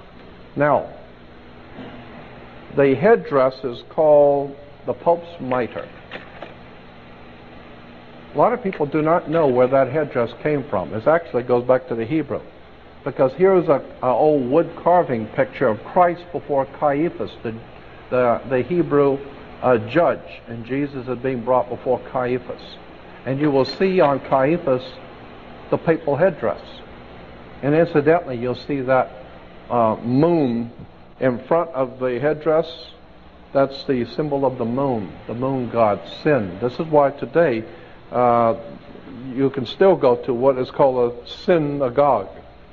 Synagogue is the mountain of the moon god, Sin, Sin-Ai, or synagogue. But, again, the headdress is Hebrew. Why? Because, and this is very important, the ancient world believed that one of the gods, the most important god, was a fish god. And remember Amos and Andy with kingfish? Yeah, the fish god. This is why today even Christians still have fish on the car. It goes back to the old ancient Phoenician, Canaanite, Babylonian fish god, Dagon. Dagon, the fish god. Most Christians driving around with fish on their cars have no idea in the world why they got a fish with a symbol. It goes back to the fish god Dagon. This is in the old Assyrian system. He was called Anis, the fish god. The Assyrian again. Dagon, the chief god of the Philistines, was Dagon, from which we get Dragon. Dagon, the fish god. You'll see he's wearing the fish on his head. Here are the priests of Dagon. This is why the Pope wears, you see, the fish head. The fish head of Dagon, the old pagan fish god of the Phoenician Canaanite, ancient Phoenician Canaanite, Assyrian, Babylonian, Sumerian worship of the fish god. So when you see the Pope, just remember that headdress is the worship of a very ancient pagan god. Here it is again, the fish head.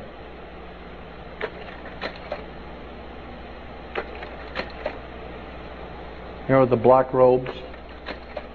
Why black robes? Why black squares? The black robe is the black robe of the planet Saturn. Again, here are the judges all swearing allegiance in Nazi Hitler. And here are the priests in. Incidentally, the priest uniform is called. Here it is. Just a minute. All black robes. Why black robes? Darth Vader wears a black robe. Yeah. Devil worshippers wear black robes. Ayatollah Khamenei wears a black robe. Yeah. Yeah, Omar Gaddafi wears one too. There they are. Some of the most bloodletting murderers the world has ever seen. The Order of the Garter. In England, you will see Churchill on the lower right. It's called the Order of the Garter, the black robes. It's very, very extremely powerful secret society in England called the Order of the Garter. Many people think it's like a woman's garter. No, it was the guards who guarded the powers in England. They guard the powers. They are like a mafia, underworld organization. A very powerful secret society with the black robes and the red strips. The red represents the same thing as the red, the scarlet-colored wild beast of Revelation. The red is very important, and you'll see they're also wearing the old ancient symbol of the cross.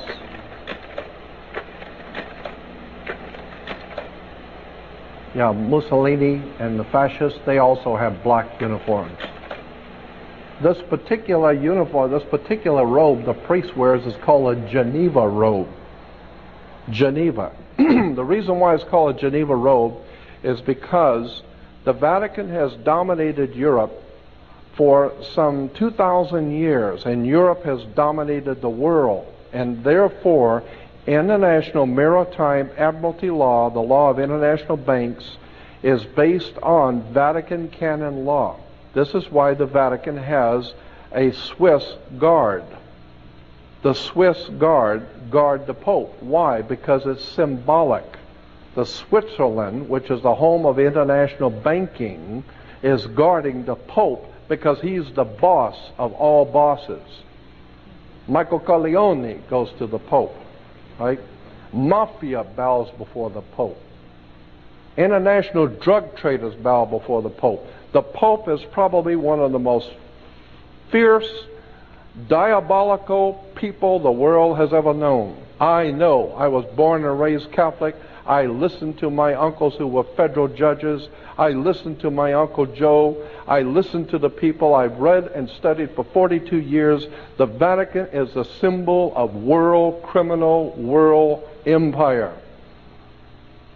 And if the Protestants think that they have protested against Rome and gotten something cleaner and better, you've got another thing coming, because 99% of Protestantism came directly out of the Vatican Catholic Church, and neither one of them are worth a damn before God.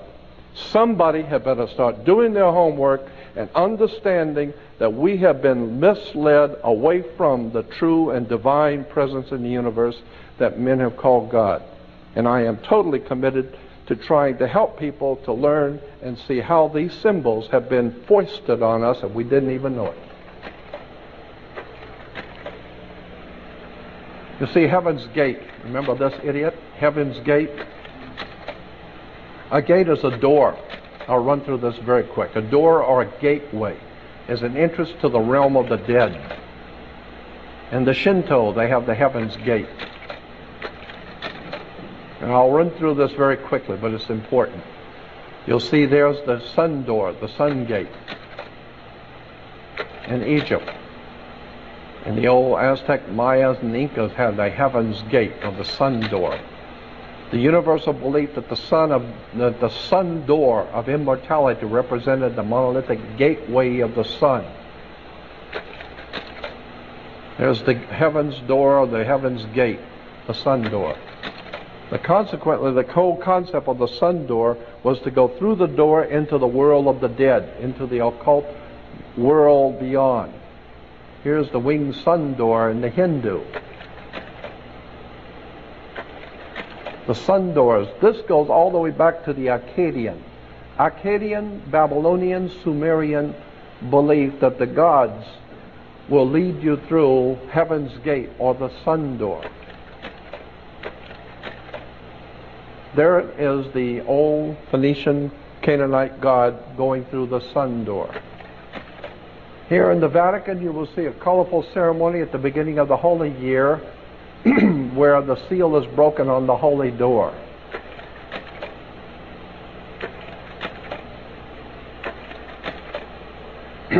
With only fewer than 880 days left before Pope John Paul opens the holy door for the Jubilee year of 2000. One of the most solemn events in the Church's calendar is the opening of the holy door. Here is the Pope going through the sun gate, the holy door. The Pope immediately after entering the Basilica through the holy door, the sun gate, the old Phoenician, Canaanite, Assyrian sun door. This stuff is as ancient and as pagan as it has ever been. And most people see this and have no idea. They think it's people see something like this on television. Oh, it's very holy. The only thing holy in Rome is the stories. They're full of holes. The concept is the whole thing is nothing but a story. And it has been misrepresented. And again, let me say, I am totally convinced that the New Testament is a profoundly important story, but it has been misrepresented by the people who are far smarter than we are. They have put all of this stuff together and they figured we'd never find out. Well, I've taken 42 years of my life to go through this material, and I haven't even scraped the surface. I could go on for weeks talking about this kind of thing. The point I'm making here is that we need to wake up and find out what these symbols mean. I think this is getting where, yeah, here it is, Rome. Rome in the 1st century. I don't know if you know this, but in the 1st century Rome's seat of power, where Caesar ruled from, was called Capitoline Hill. Capitoline Hill. And the temple of Juno Moneta was a part of Capitoline Hill. Juno Moneta, which is where we get Juneau, Alaska. Juno Moneta is where we get the word moneta, is where we get the word money. It's because this is where Caesar coined his money, in the temple of Juno Moneta, money. So of course, Caesar, before he went in before the, quote, Senate, end quote, he had to go to the bankers. had to go to the temple to see what the bankers want before he goes into the Senate. There is Capitoline Hill. It's up on the hill. We still say that today. The president's up on the hill. Not realizing when you see the president of the United States up on the hill, this is all Rome.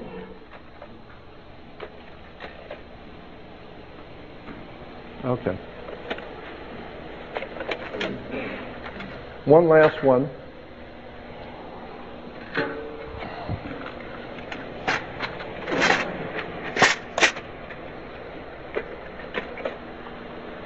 Yeah, domes. Domes are very important. The word dome comes from a Latin word domus.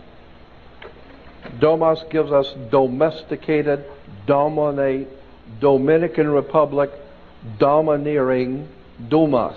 Domus meaning the presence of the divine. Domus.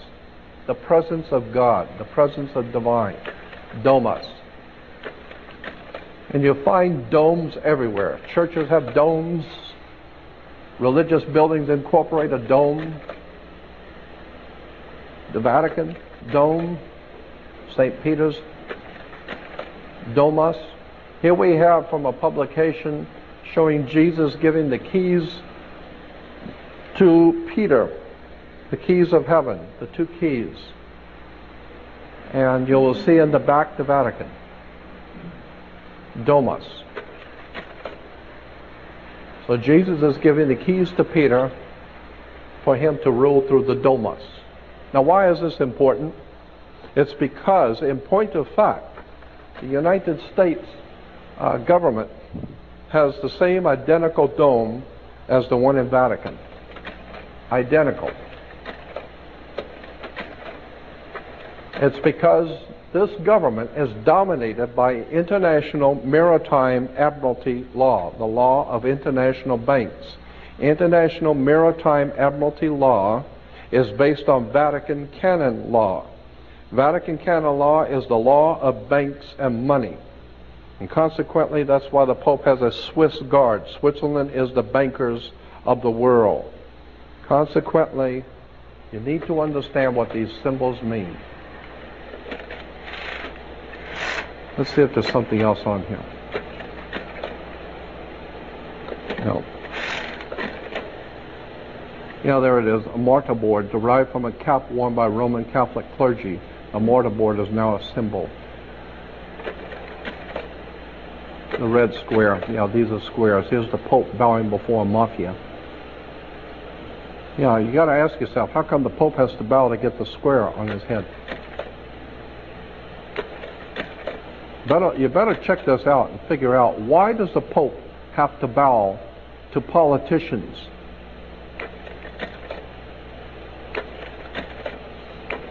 The square, the red square. Isn't that what where Russia was, the Moscow was ruled from? The red square?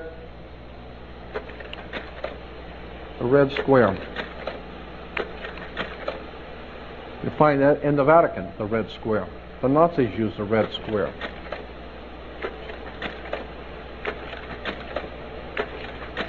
I mean, even Union Bank uses the red square. And incidentally, the Union Bank goes back to Adolf Hitler. Adolf Hitler founded a bank with the gold he got from Jews. He founded a bank called the Reichsstadt All-German Union Bank. The Reichsstadt All-German Union Bank. Today, the Reichsstadt All-German Union Bank is known in our country as Union Bank. Union Bank was founded by Adolf Hitler. But don't take this personal. It's just business. Understand?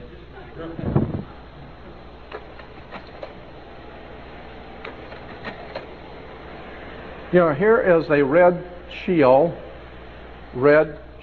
Rothschild, and what do you see as a symbol of fascism?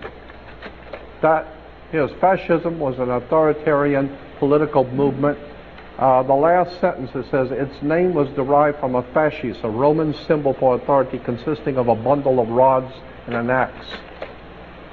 Political life. In most cases, fascists have come to power after a nation has suffered an economic collapse, a military defeat, or some other disaster. The Fascist Party wins mass support by promising to revive the economy and restore national pride. Say it again? When? Okay. Political life under fascism. In most cases, fascists have come to power after a nation has suffered an economic collapse, a military defeat, or some other disaster. The Fascist Party wins mass support by promising to revive the economy and restore national pride. Where have we heard this crap before? The people running this country are nothing but the patsies for international fascist Nazism. They are fascist murderers all. And one day, there's going to come a time when the divine justice is going to be having its way on this earth, and people like George Bush and all of the other fascist, Nazi, underworld, mafiosi murderers are going to bite the dust. You can bet on it. God has watched the coming and going of Hitler's for thousands of years, and it hasn't impressed him a bit. And the people that are running this government today, they're on their way out too, very soon.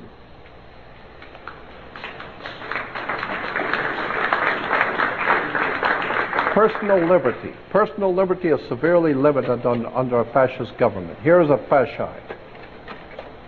You'll see it underneath. It's everywhere throughout the world, especially in South America, Italy, France, Italy again, Benito Mussolini. You'll see the fasci. Fascism of Italian domination. Here's Kurt Waldheim, fascist Nazi, ended up being the head of the United Nations. I don't know what that tells you about the UN. And here's the Pope with his fascist Nazi friend. Both of them are grinning because they both know what they're doing, and they know you don't know what they're doing. And that's why they're both smiling. I put the Pope in the same place with Adolf Hitler and the other fascist Nazis. I know. I've done 42 years of research on the Roman system of fascism, Nazism, and I can tell you the papacy is the bottom line if you want to talk about fascism. Why does the Pope wear a Jewish yarmulke? You ever thought about that? Where's the Jewish yarmulke? Why? Here at the Vatican, Cardinal Pacelli, who later became Pope Pius XII, he signs a concordance. Eugenio Pacelli, now Vatican Secretary of State, presides over the signing of a concordat between Germany and the Vatican in 1933. The Vatican signed contracts with the Nazis. There were two of them. They were called concordances. Now, how many people know that? The Pope signs contracts with Adolf Hitler. Here's Benito Mussolini in the Vatican signing contracts with the Vatican.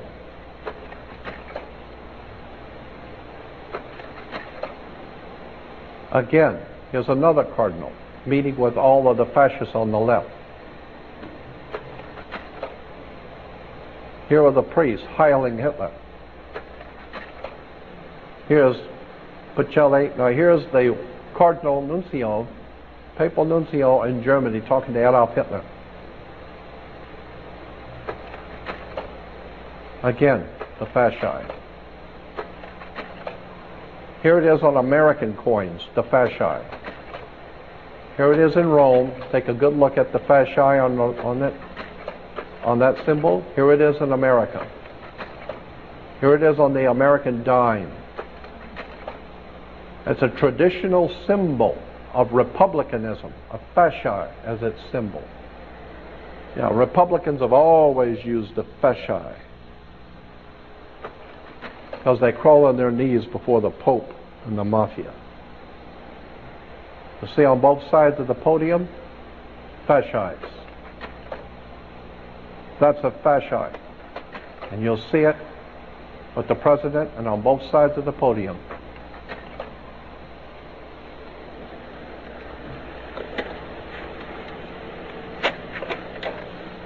We can have the lights now.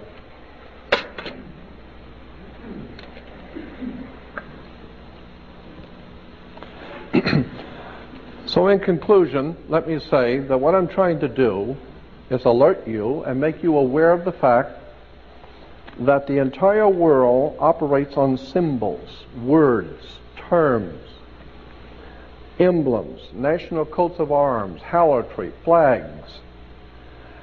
And for many years I have been fascinated with how much Americans don't know about symbols, and they look at them every day. They haven't got the faintest idea what these things mean. The religious institutions that govern the Western world are as corrupt as any institution that's ever come out of the Western world. But I believe that there is a very powerful story encoded symbolically in the Old and New Testament, but it has been misrepresented. And unless and until we are ready to accept that fact, that there's something in the New Testament that you don't know, there's a symbolism there that's telling you something. And I am fascinated with how much we read things and don't know what we're reading. Let me give you one last example that I think is important and will make the point. On the first day of summer, the sun is as high in the northern sky as it's going to get. It's not going any further north than the first day of summer. It is directly overhead, as high in the northern hemisphere as it's going to get. Each day, from the first day of summer, each day it moves imperceptibly. It moves 1 degree southward each day, going southward. When it hits the halfway point, it is now crossing over the equator at the halfway point, and now it is going to fall. And that's why we call it fall, or autumn. Fall, because the sun is now falling. It's going. And consequently, it keeps moving until it hits the halfway point, which it crosses over the equator. Now it is the spring in the southern equator, and in the northern hemisphere it is now fall, coming of winter. But as I said, in Rio and in Brazil it is now spring, because it's going to go 3 more months until it hits the first day of winter. And the first day of winter, the sun is as low in the southern sky as it's going to get, and that's the first day of summer for Rio. That's why the birds and smart people with money fly south. If you got money, you go south, follow the sun, right? So consequently, the sun, which was doing just fine, it was really hot and doing great, and then when it reached the halfway point, the constellation that it hits every fall is the constellation of Scorpio.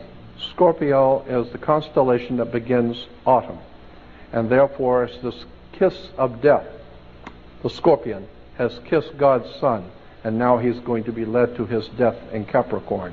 He's going to die. He is fallen. The great Son of God is fallen, and he's going to fall all the way down to the southern hemisphere until it hits the first day of winter, which is December 22nd. Yes. On December 22nd, the sun rises on the lowest latitude, on the lowest point in the southern sky. Now follow what I'm saying. The sun rises on the lowest degree on the 22nd.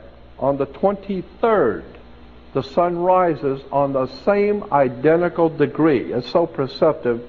The U.S. Navy has the instruments to tell you it did not move 1 degree south, it did not move 1 degree north. It's on the same identical degree. On the 24th, it rises, and it's still on the same identical degree. Therefore, the ancient Egyptians knew that, and they said God's son was dead for 3 days. But on the fourth day, which is December 25th, United States Navy devices will tell you that the sun moved 1 degree northward. 1 small degree northward. It's just enough, because the ancient people said anything that was dead for 3 days and has just moved 1 degree northward is born again. It's come back to life. Now it is on its way back to the northern hemisphere. And consequently, when it gets to the next quarter point, which is spring, and at spring it crosses back over the equator, on its way back to, coming back to full grown and full into the northern hemisphere. Consequently, when you die today, we say the same thing the ancient Egyptians said. When someone dies, we say, grandmother passed last night, grandfather passed away, or uncle passed on. Always the word associated with death in the ancient world was passed. You passed last night. Grandmother passed on. But in the Egyptian, they said that when you died, you left from one world and went into another world. So you passed over into a next world. So when you died, they said, grandfather passed over last night. And I've even heard that term, grandmother passed over last night. Why? Because the sun, which was brilliant in the summer, it hit at halfway point, it crossed over the equator, so it passed over the equator going to the full summer in the southern hemisphere. In the spring, it's coming back and it passes over the equator again, coming back. And in the ancient world, there was a celebration in the northern hemisphere because the sun, which was dead in winter, has been reborn on December 25th and has now come back to life. And they called it the Passover. So that the Passover is nothing more than the sun passing over the equator. The Passover. Okay? So consequently, when you, it's a very holy, the Passover. What are you talking about? Sun worship, airhead.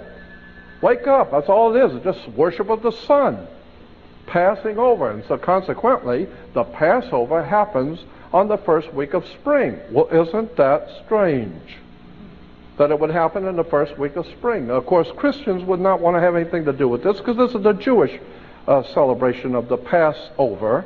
So Christians wouldn't have anything to do with that. But we're still going to be worshiping the sun, but let's say that instead of the Passover, let's say that God's Son is, say, resurrected. Let's say he's resurrected and has come back to life. Well, the Son has been resurrected, has passed over. And so Christians go out on the first day of Easter, Ishtar, and have an Easter sunrise service. Why? Because that's all it is sun worship. You're worshiping the sun on a sunrise service because the sun has passed over, and the Jews call it Passover, Christians call it resurrection. Wake up, it's just sun worship. And until such time as you understand that God does not have anything to do with ignorance, it has nothing to do with the pagantry and all the crap that we have been fed by government, religion, politics, church, and all of it. It's all manipulation. What we need to understand is that there is a divine presence in the universe that demands justice and demands intelligence. And that's what I'm here to do, to help people to understand, to get back in tune with the divine nature of the universe. And I believe that that's going to be required very soon, because when all the systems break down and the Christians for the first time begin to think about it, where is Jesus? I would have thought he would be back by now. You need to understand that there's a very powerful story in the New Testament that is telling us what God's thoughts are. But you need to understand it is symbolic, and there's a powerful story there. And one day, if I am invited back, I will do nothing more than for 4 hours do a whole theological discussion about the New Testament and the real story that's encoded in the New Testament, because I believe it's a very powerful story, but it's not the one you think it is. So consequently, my last comments are, I do not wish to offend, I wish to educate, because I believe that's what the divine presence in the universe would want, is truth. Know the truth and it will set you free. And I want to thank you.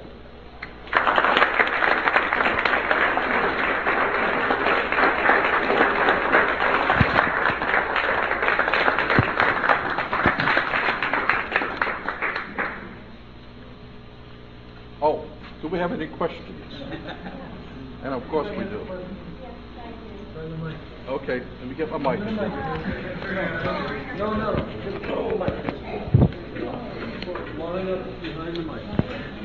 And remember, just because you got questions, that does not necessarily mean I can answer them.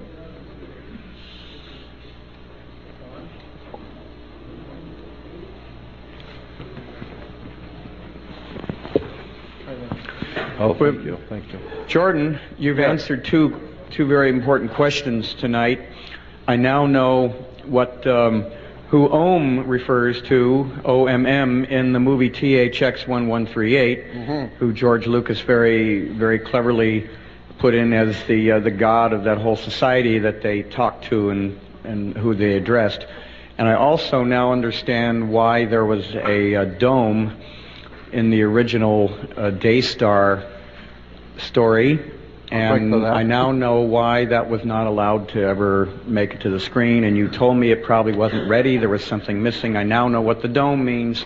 And here I put it in there. I didn't even know what it meant. Right. Thank you. Now I want to ask you, till the day star shines. Yes.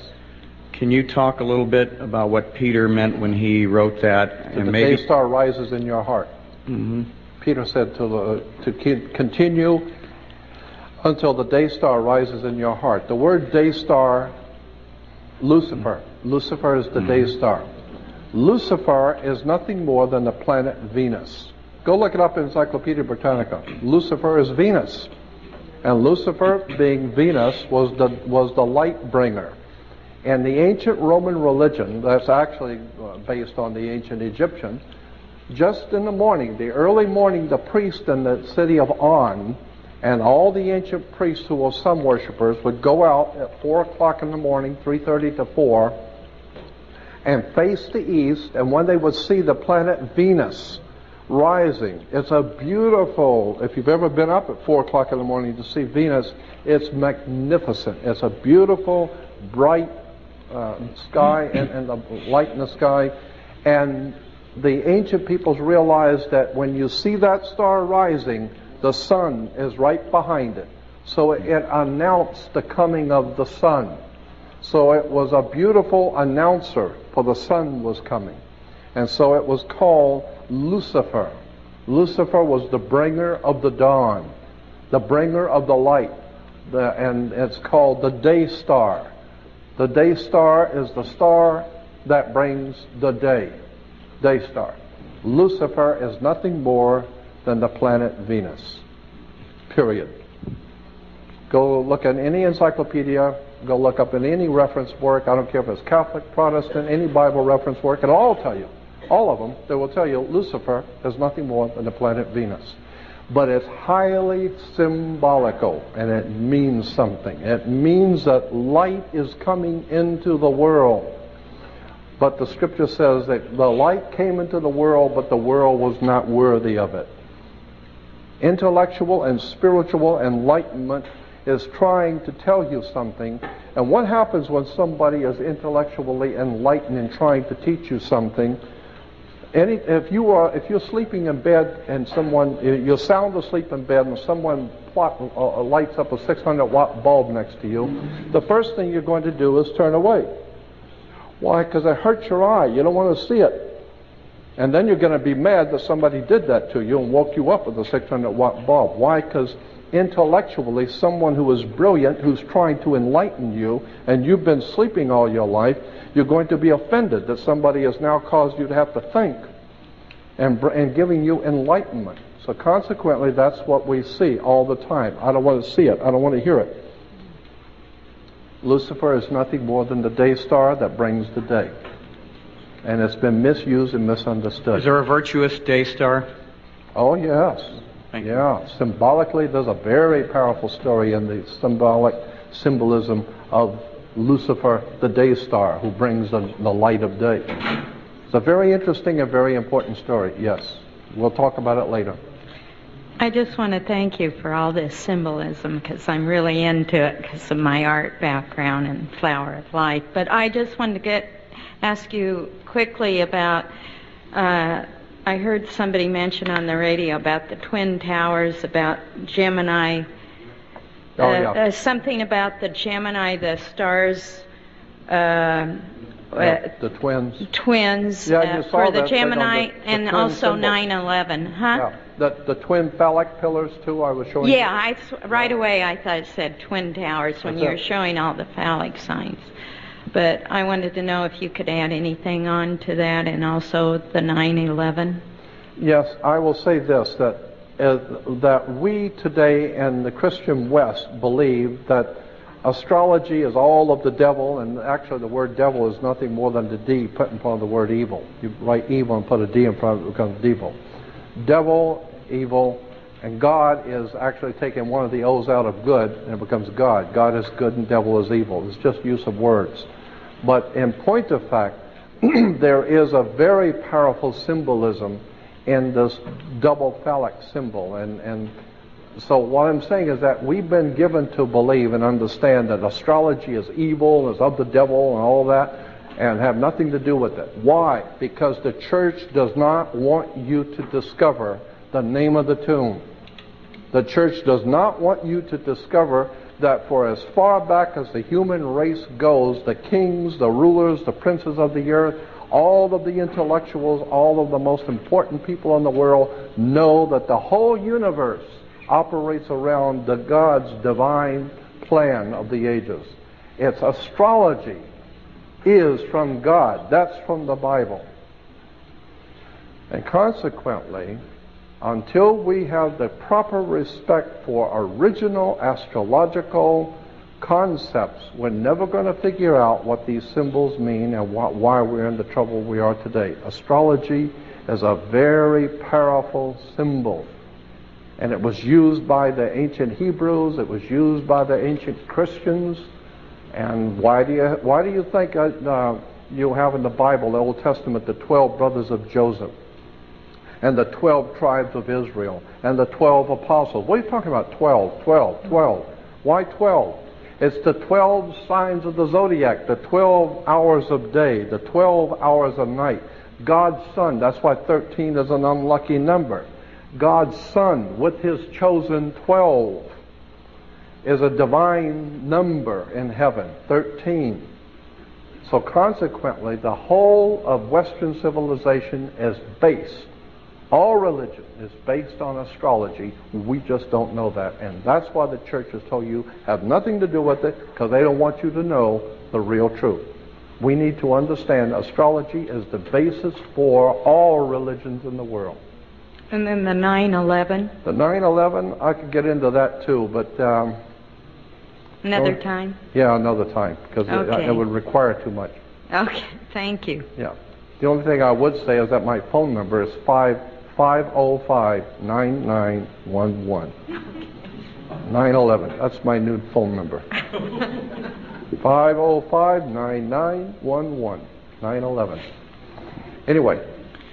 I just wanted to ask you if you had any comments on the red planet Mars, and if there was any symbolism to the fact it recently passed at its closest point to the planet Earth, and we're now in a war.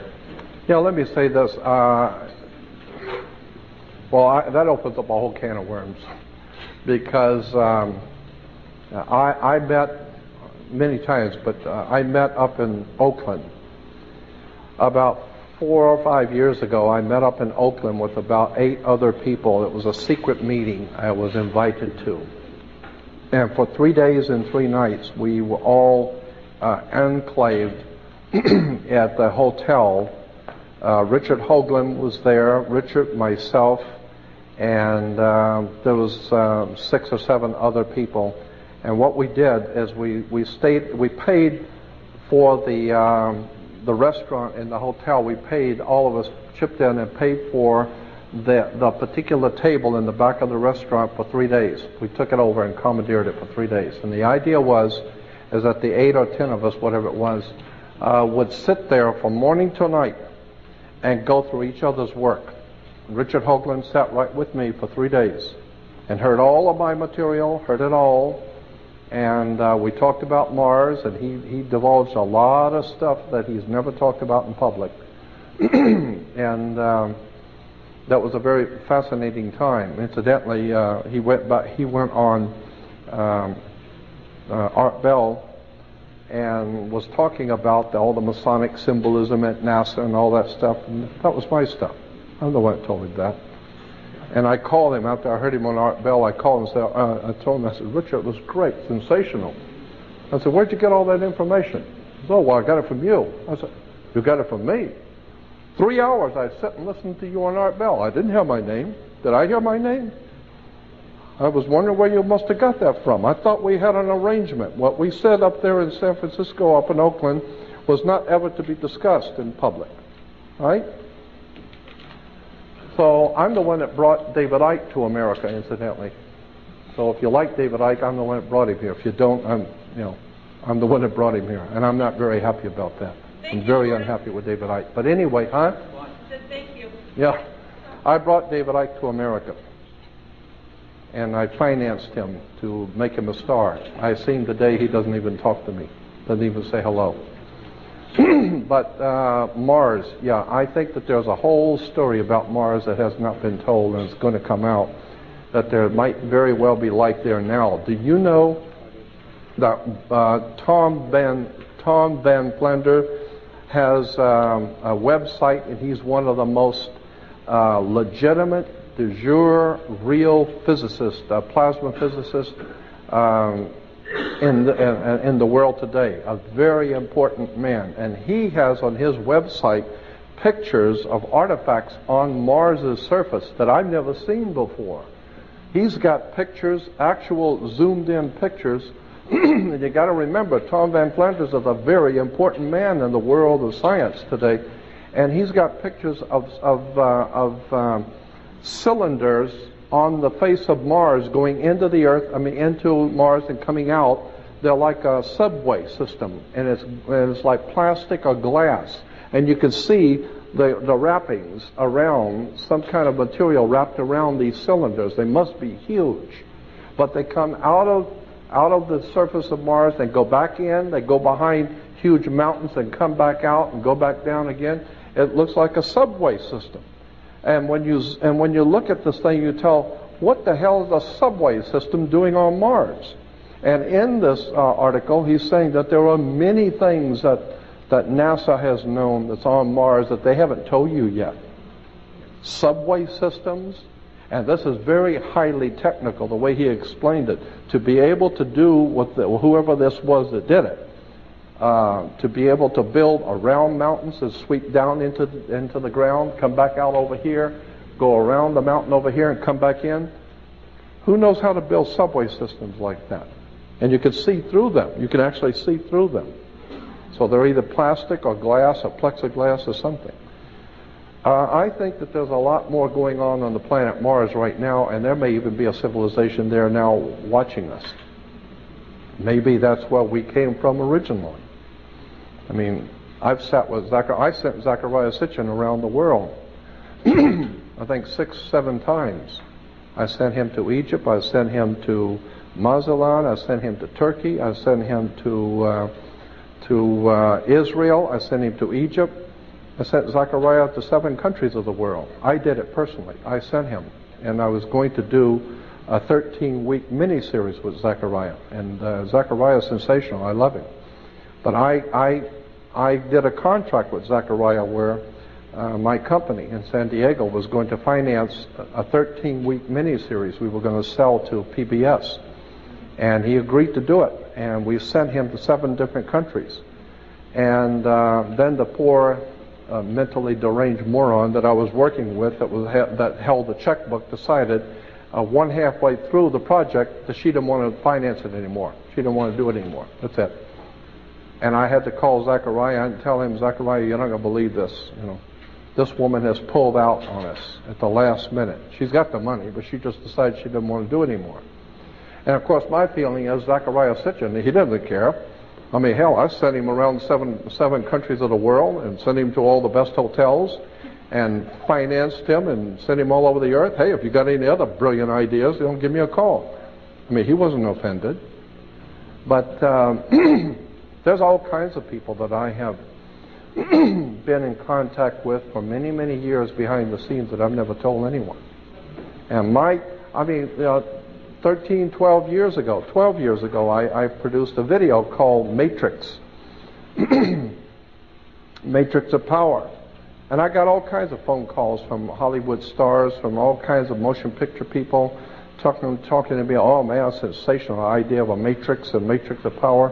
And then, of course, they come out with a movie called Matrix.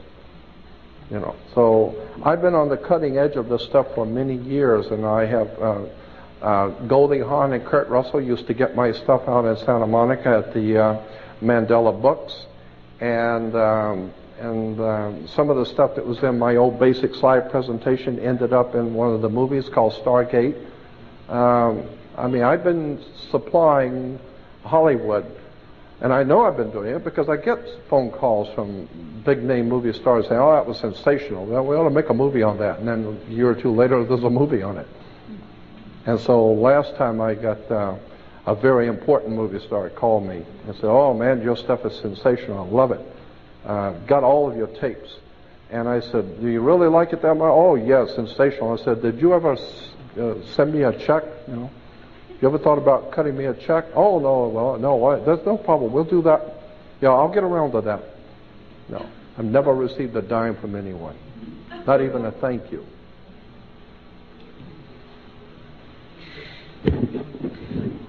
I have a question. I know that you said that you were going to talk later about, or on another occasion, about your interpretation of the New Testament. Hopefully, I will. Well, hopefully you will, yes. But what about the avatar stories from around the world? You know, the ancient Krishna and Rama and Osiris stories and so forth. I also, years ago, heard someone talk about the incident in the New Testament in which Lazarus is described as rising, and showing that the exact same story occurs in ancient Egyptian mythology, where Bethany is Betanu and Lazarus, I believe, is Lazareu. I mean, it's exactly the same story. The names are changed just ever so slightly. So there are obviously these correspondences through time and yes, different places, but what do you think about the fundamental concept of the avatar phenomenon?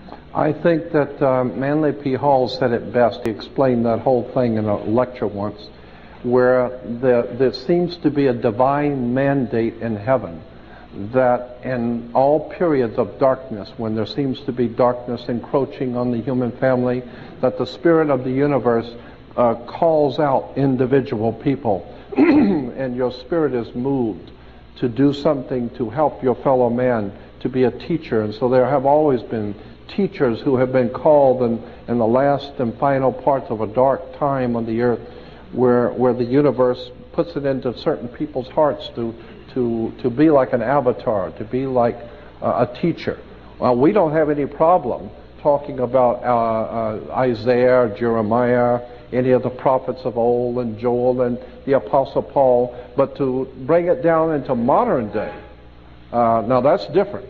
Now, if you're going to talk about God's leading you to do something, you must be an idiot. Now, Billy Graham, we understand, he's being led by the Lord. Go look in the Oxford Dictionary of the English language. Look at the word Lord. L-O-R-D comes from L-A-R-D. That's the way it was spelled in the King's English, Lord. So consequently, when I see, I'm serious. This is why Christ is the Christos, is oil. Well, congealed oil is the Lord. But the idea of an avatar or a teacher has been with us for thousands of years, and it's true. Every time the world is heading into darkness, it seems like God or the divine presence in the universe moves certain people in their heart to stand up against the darkness and help their fellow man, like the scripture says, just carry even one candle will light a darkened world. So I believe that there is something to this idea that God raises up individuals to enlighten his fellow man in dark periods of history. Could I ask you one other question about astral theology? Have you looked into the Mayan calendar? What do you think about that? Well, I think the Mayans and the Aztecs and the Incas and the Toltecs and all of those ancient people, I think South America and Central America is just cram-filled with interesting ancient stuff. And we tend to feel that the Egyptians and the people from that area of Africa and in Europe somehow or another got over here to South America because we still have the same pyramids and the same symbolism. We find the same symbolism in Central and South America we find in the Middle East. And so obviously they came from the Middle East and Egypt and Africa across to South and Central America. I'm saying, maybe not. Maybe it started in Central America and South America and went to that way. Why do you, and I am totally convinced in my own mind that the most ancient cultures on the face of the earth, as in South America and Central America, probably 100,000 years old or more. In Peru and Brazil and that whole area of the world, I think, is just replete with ancient stuff that far, far exceeds anything Egypt ever did. So I'm seeing that there's a whole world of questions that we've never been allowed to ask. I think the Central and South America is the epitome of ancient civilizations. I don't even know, I don't think that the ancient Mayas and the Aztecs and those people, those are the ones we know of. I think that there were some very old ones, like Earth Base 1. Earth Base 1 is in the Andes. It's as high up in the Andes as you can get. And it is it's so high up that people going there today can hardly breathe. Even mountain climbers say it's very difficult to breathe. It's so high up, and yet the stones are like 100 tons, 300-ton stones, and they're all cut flawlessly and pieced together. And I'm thinking, wait a minute, who moves 200-ton stones in air that even the best mountain climbers can hardly catch their breath? And there's no way to plant food up there. You don't plant anything up at that height. So how did these people feed themselves and move 200 and 300-ton stones? And not one, from all over. They're just huge temples built with these stones. And I'm saying somebody better start looking at this. I'll tell you what I think really happened. I think that we are a creation of someone else. I think that's what happened. I think somebody came here a long time ago and created us. Yeah. And they're still with us. Where is Earth Base 1 that you refer to? It's I'm not sure. I think it was Ecuador, but I'm not sure. But I'll tell you where you can find it. Why don't you just look for it? It's just called Earth Base 1. You can look for it in reference works. And on the web, they got a lot of material on Earth Base 1. They call it Earth Base 1 because it seems to be the oldest city on the earth. Incidentally, they say Jericho was the oldest city. No, Jericho is not the oldest city in the world. Heaven. Earth Base 1, now that's old. You know the story about the walls come tumbling down from Jericho? There's only one problem with that story. Jericho never had any walls. You know, I don't know how the walls could fall down from Jericho when they never had any walls. But we don't let things like that bother us. But what I was referring to about the Mayan calendar, 2012, I mean, do you think... 2012, I know. I don't know what that's going to bring, but I got a feeling something very big is going to happen in 2010 to 2012. We're already in the, what is it, the age of the fifth sun now? I think that's what they call it. That all of that kind of stuff, I think, is very, very legitimate. I'm not a world's foremost authority on it, but I know enough about it to know it's very legitimate. Yes. Hold on a second. They want to do a quick tape change. Okay.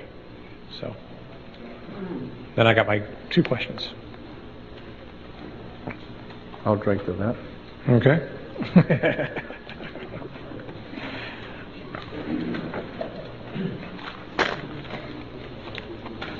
Incidentally, I did a television.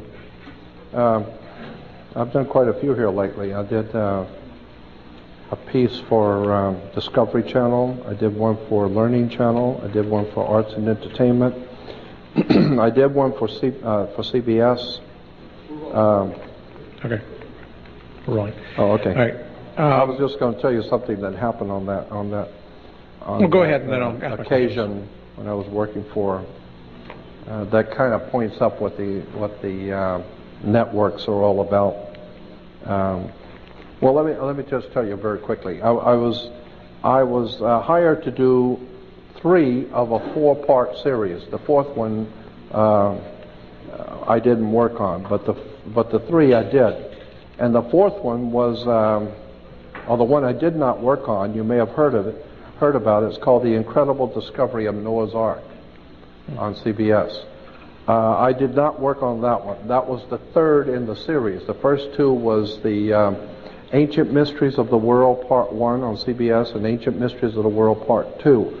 Then came the Incredible Discovery of Noah's Ark, and then came the 4th one, which is Ancient Mysteries of the World, in which Anthony Hilda was on that one with me.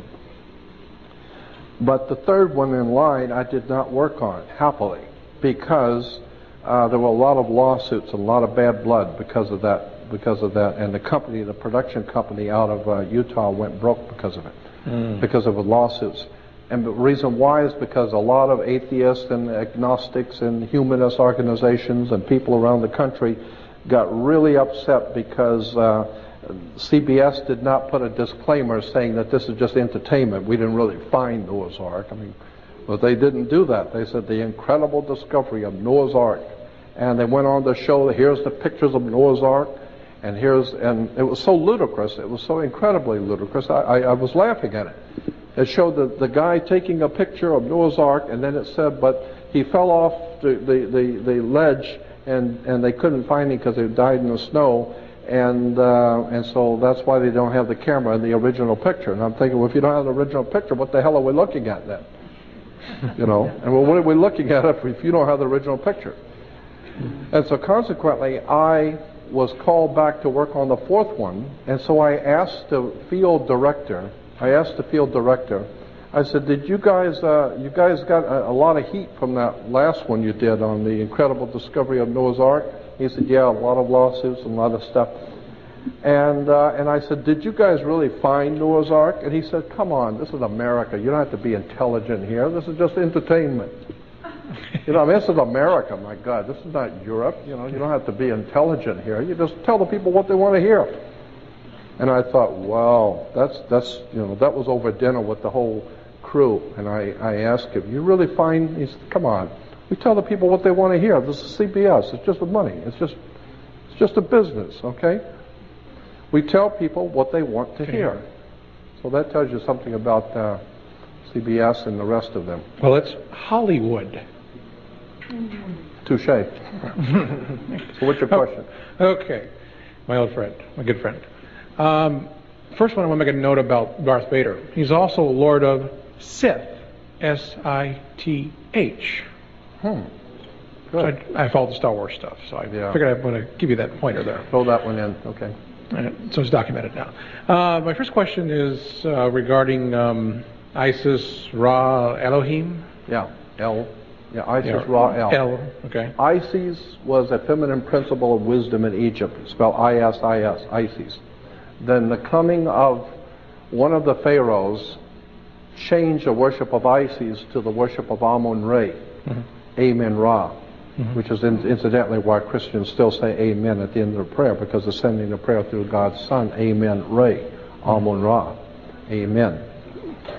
And consequently, when the Phoenician Canaanites, when the Hebrews went north into Palestine, they encountered a people that were already there for thousands of years. They were called Palestinians, which was very clever. I mean, that's where you would expect to find Palestinians, is in Palestine. And so when they went into Palestine, they had already learned all the wisdom and the religious teachings of Isis, spelled I-S-I-S. Then they learned the new concept of the new religion of Amun-Re, R-A. And now they encountered the Palestinians, and the Palestinians' god was El, the planet Saturn, El, E-L. Consequently, the religion grew out of Isis, Ra, El, I-S-R-A-E-L. Israel is nothing more than Isis, Ra, and El. Consequently, there's nothing holy about Israel. And why is Jerusalem called the Holy City? The Holy City is because, they're full of holes. The Holy City is because every kind of licentious, filthy, degenerate religion that can come into the mind of men has been practiced there. Everything from child sacrifice, pornography, violence, human sacrifice, I don't care how filthy it is or how dirty it is, they were doing it in Jerusalem. And that's why symbolically God's Son, the light of the world, would say to Jerusalem, Jerusalem, Jerusalem, killer of the prophets and stoner of those sent to you. Anything that is truly enlightened and intelligent wouldn't have a damn thing to do with you. All you do is child sacrifice, pornography, violence, money grubbing, money changers. The whole thing was filthy from day one. There ain't nothing holy in Jerusalem. Ain't never been nothing holy in Jerusalem, and there's nothing going to be holy in Jerusalem, Salt Lake City, Rome, or any place else. Religion is nothing more than manipulation of the human mind. There is a powerful spiritual dynamics to the universe, but unhappily most Americans haven't got into the faintest idea about any of that. And I think that that's what's coming. I think there's going to come a time when we're going to start thinking in terms of, wait a minute, let's back up and look at this all over again. Who are we really, and what is astrology, and what is the Bible, and who really wrote it?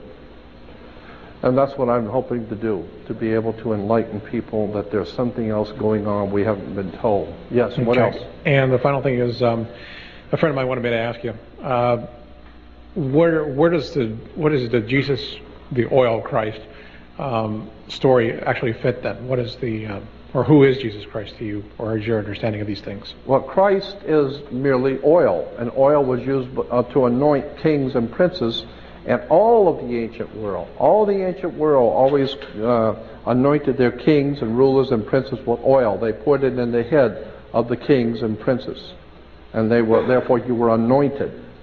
The word anoint was a word that was used in relation to sex. And so the king always represented the penis head. The king was always the big cock in town. He was the major penis head. He was the major man. He represented the male fertility. And all the women belonged to him. He was the king. So he represented the male phallic. And in the ancient world, they always lubricated the head of the male phallic in sex. So that's why you would anoint the head of the king. The head of the king represents the head of the penis, because the whole concept of man ruling is a sexual thing. It's been around for thousands of years, the war between male and female. That's a war going on between male and female. And in the patriarchal system of things, the king represented the male phallic. And we got a bunch of Peter heads still running in Washington, D.C. They're all a bunch of penis heads. They think with their penis. They think with their penis. That's all they are. That's all. You know, Bill Clinton, he thinks he's the only one. That whole thing is filthy. It's nothing more than sex and power. We're talking about mafia, sex, drugs, entertainment, buying and selling. Anyway, Hello, Jordan. I hope I don't offend anyone. That was great, and my name being Christopher, which involves the Christos or Bless the you, Christopher, my son. yes, Bless you. carrier of Christ or whatever. I've had to go with that my entire life. I think it's a wonderful name. I think it's a wonderful name. It made me think there when you were talking about it, how, oil, of course, to the ancient world was also things that kept an artificial light going in the darkness. Exactly. So that's probably where that applies. I had seen you before talking about the water carrier, the bringer of water, like in the Last Testament. Aquarius. Yeah. Right. Yeah. Could you talk a little bit about the symbology there as it applies astrologically now that we're going from the Piscean into the Aquarian? And Luke 10:22, in the book of Luke, Jesus is saying to his chosen 12, this is a symbolic story, and Jesus is saying to his chosen 12, they ask him, where are we to go now that we are going to celebrate the last Passover? Where are we to go? And he says, go into the city and you will see a man carrying a water pitcher. Go into the house of the man with the water pitcher. Well, anybody who has ever read anything about astrology knows that the house of the man with the water pitcher is the house of Aquarius. So every 2,000 years, and everyone has a different calculation. The Chinese say it's 2,150 years. The Egyptians said it was 2,125 years. The Sumerians said it was 2,100 and something years. So everybody's got a different calculation. That's why Jesus said, no man knows the day or the hour, only the Father who knows. But every 2,000 years, the sun enters a new constellation of the zodiac at the equator. If you go to the equator and stand right on the equator and look east, and when the sun rises, you will see a constellation of the zodiac. And for 2,100 years, the sun rises on that constellation. But you will see it at the beginning, it's over here. And for 2,100 years, the constellation keeps moving until it hits a point over here, and now it's leaving. And now the next constellation is coming in.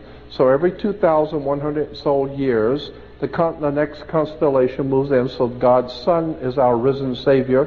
He rises in the next constellation of one of his chosen 12. And so in Luke 10:22, he says, go into the house of the man with the water pitcher. What we're talking about is Jesus was the great fisherman, represented by the fish, because it's Pisces. We've been living in the age of Pisces for 2,000 years. So when we hear people today saying we're living in the end times, the last days, we are living in the end times, last days of Pisces. And before Pisces, go backwards. This is the way you do it. You go backwards in the zodiac, not forward. What was the constellation 2,000 years before Jesus? Was the Aries, the ram. That's why the Jews blow the ram's horn. The shofar is when the sun would come up, they would blow the ram's horn, because it's the 2,000 years of Aries, the ram, God's son in the age of the ram. And that was, and then of course Moses inaugurated the 2,000 years of Aries, the ram, that blow the ram's horn. And that's why when Moses comes back down from the mountain, he sees the children of Israel worshiping a golden calf. Golden, the sun. Calf, Taurus, the bull. The Taurus, the bull, golden calf. Consequently, the Jews were into astrology. And they realized that every 2,100 years, the Son, the Redeemer, our risen Savior, will come back into his kingdom. And now we're waiting for God's kingdom to come and his will to be done on the earth as it is in heaven. Meaning that we're waiting for the sun to rise on a new dawn, a dawning of a new era, in which mankind will now step into the age of Aquarius for the next 2,000 years of human existence.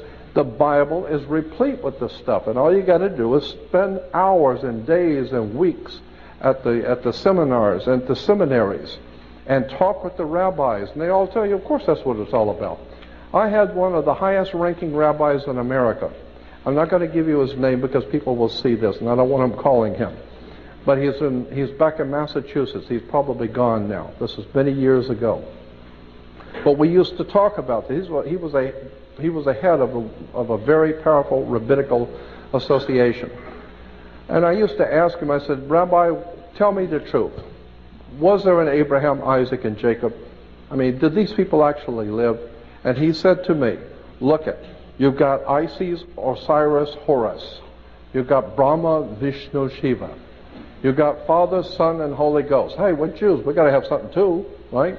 Everybody's got to have a triune God. Brahma, Vishnu, Shiva, Osiris, Horus, Isis, Father, Son, Holy Ghost. So we got to have something. Okay, so we got Abraham, Isaac, and Jacob. How do you like that? Well, was there an Abraham, Isaac, and Jacob? I don't know. Was there an Osiris, Isis, and Horus? No. Well, it's just a story. There was no Abraham, Isaac, and Jacob. There was no Abraham. Abraham, the Jewish reference works will tell you, was Abram. Abram. Abram. Ab, A-B, in the ancient Hebrew meant father, and Ram was the ram, Aries the ram. He was your father for 2,000 years. He was your father. Abram. Abraham, Isaac, and Jacob is nothing more than the triune God. And the triune God is nothing more than the sun in the rising, the sun at 12 noon, and the sun in the evening. The newborn, the full-grown, and the man that dies. The triune God. And that's why it's still the sun. It's the sun in the morning, it's the sun at high noon, and it's the sun at night. So it's still the same God. It's three persons in one God. Yeah, the one God is the sun, and there's 3 points in his life. So consequently, this is a fascinating material when you start talking to the rabbis and doing the research, and you find out, my God, how long have you known this? You know, have you known this all your life? Yeah. And I said to him, why don't you tell other people this? And this is fascinating stuff. And he said, look, what do you want me to do? I got to go out and get a job? Come on. You know, if I tell people what the real truth is, I mean, I'm not going to be a rabbi very long. So anyway. As far as you know, is there any validity to the stories of Jesus fathering children to Mary Magdalene? That's the very interesting, that's Holy Blood, Holy Grail, British Israel, Holy Blood, Holy Grail material. That's very interesting. I don't think so at all. I don't think there is. I think it is a front. I think it is a story that's being put out by the Illuminati to give legitimacy to their coming world power, that they want to run the world, and therefore they got legitimate reasons because Jesus is their father, their great-great-great-great-grandfather.